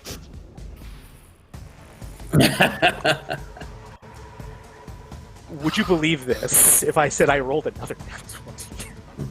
I find that very hard to believe, Chief. But it's But it's cruel. It's cruel and unusual. A 2020 for 2020. And so, not only does it hit you, it grabs you and stuffs you in the furnace. Oh. And that will be an Ouchies. additional 21 fire damage. 21 fire damage. In addition to the 12. Okay. So that's a total of what? 31? 33. Okay. And that was... Okay, 1 second. I need to do a quick math. Yeah, I'm that's fine. definitely unconscious. Okay. Then on the remaining ones, let's see. Can this guy athletics his way up? You know what? I'm gonna have him make that. I'm gonna make an attack against Arini at disadvantage with this because that's all. We are into 5 minutes overtime. Overtime. Not certain they're gonna have much left after this overtime. Yeah, I'm on death save. Brutal. Yeah, because that's only gonna be at overtime. Yeah. So that's only a 12 versus your AC there, Arini. I don't think that hits you, does it? No, it does not. Okay. The other one is going to move up and just gut neck. Oh, Put them poor down neck. because they're. And then against Vin. 5 times the charm. I gotta try, you know. There's always that one. And that's going to be 15 to you, Vin? No. Or 15 Just against gets it. you? Just Yeah, tags you? I'm a 14. I'm 14. Cool. That's going to be 10 slashing damage, and then I need you to make a Constitution saving throw for me. Okay, hang on. Yep. All right, I'm still standing. So con is +5. You still Come have on, a couple of inspirations as well. Need to. Yeah.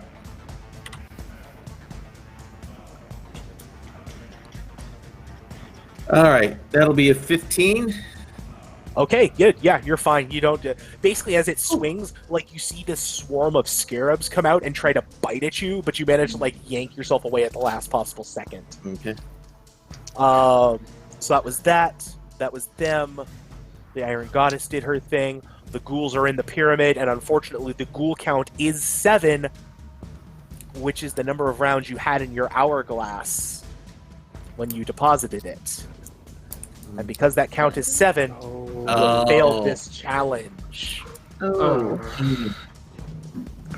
And so, because you have failed,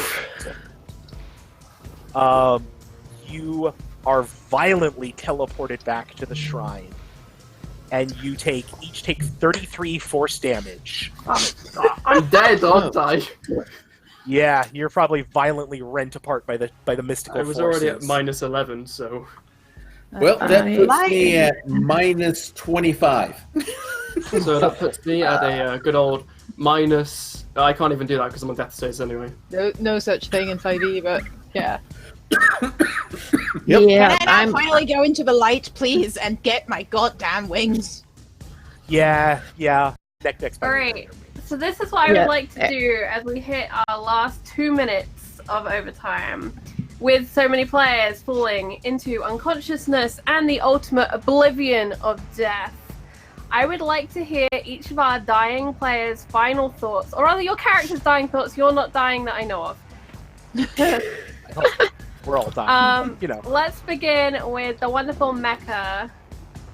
Tell me, right. what is our paladin thinking? Neptune is thinking, at least I could help somebody else before I passed. For it is the most important thing in the world, to protect others who cannot be protected themselves. Far too good for this world. So good. Someone else, far too good for this world. Hawkeye, what does our beloved bard sing out into death? As Vin slowly goes sort of unconsciousness, he hits an off-chord key on his lute and says, "And this would have made such a great ballad." And then he collapses. Ouch. Goodbye, sweet, sweet songbird. Emily, did your character make it? No, she's very unconscious. Oh. And Very. what does she find in the oblivion? Well, as she takes that force damage, she's like turning end over end over end. Her winged boots are like wrecked. And she's just like, well, at least this was a pretty grand adventure. Before she passes into the darkness. Oh, so sad. Okay, Lydia, Neck made it so far, clinging to hopes, prayers, and loxodons.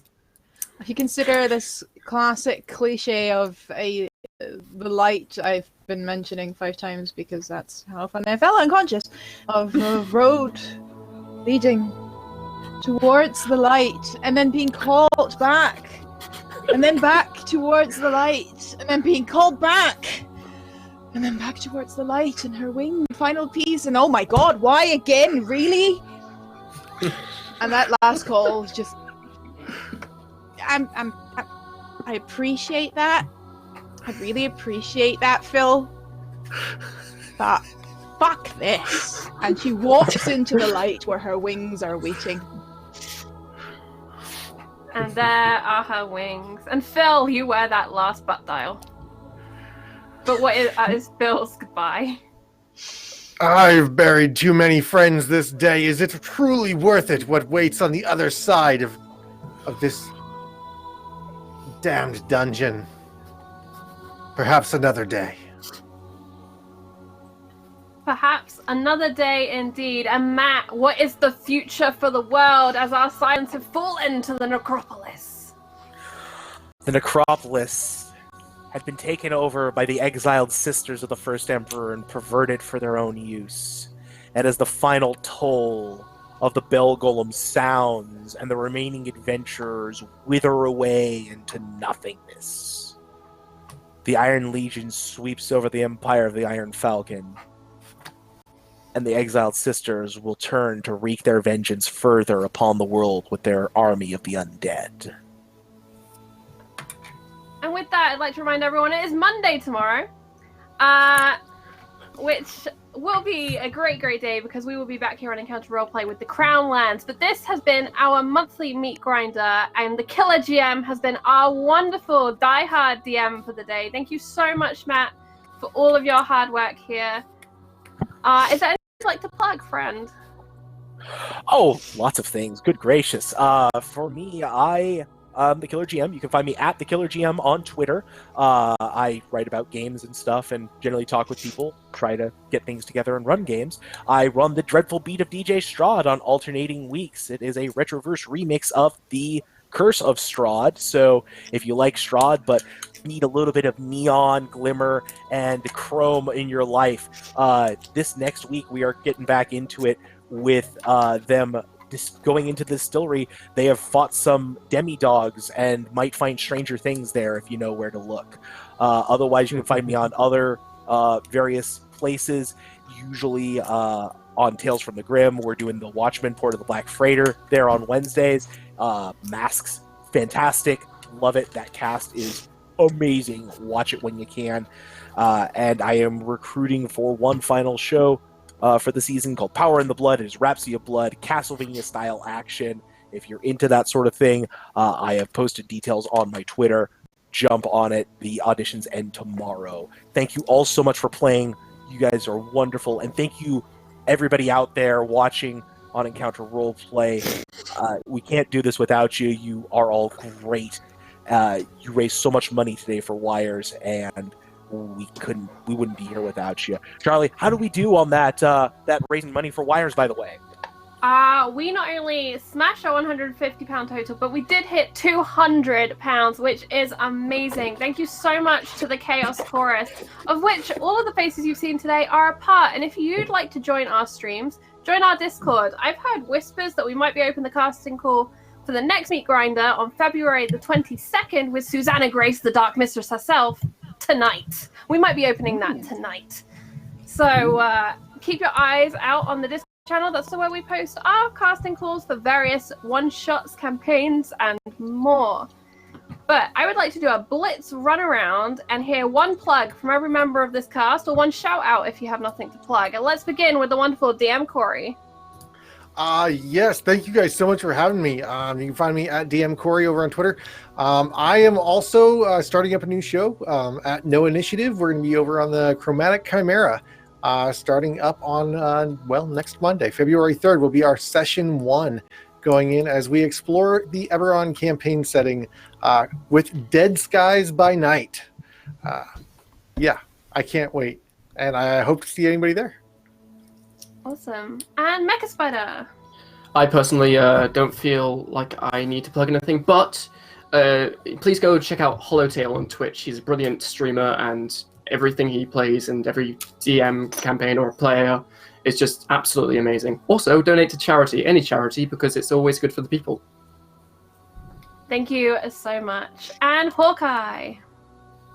All right, I have 3 streams that I routinely do. Tuesday nights at 6 p.m. Eastern Time, adjust your time zones accordingly, is my weekly LEGO stream. Currently, we're working through the free play end of Marvel Superheroes 2, where if you come in on the stream and you enter the raffle, if your name is drawn, we will create a superhero to your design, and it'll be used in the next week's stream. On Thursdays, same time, 6 p.m. Eastern.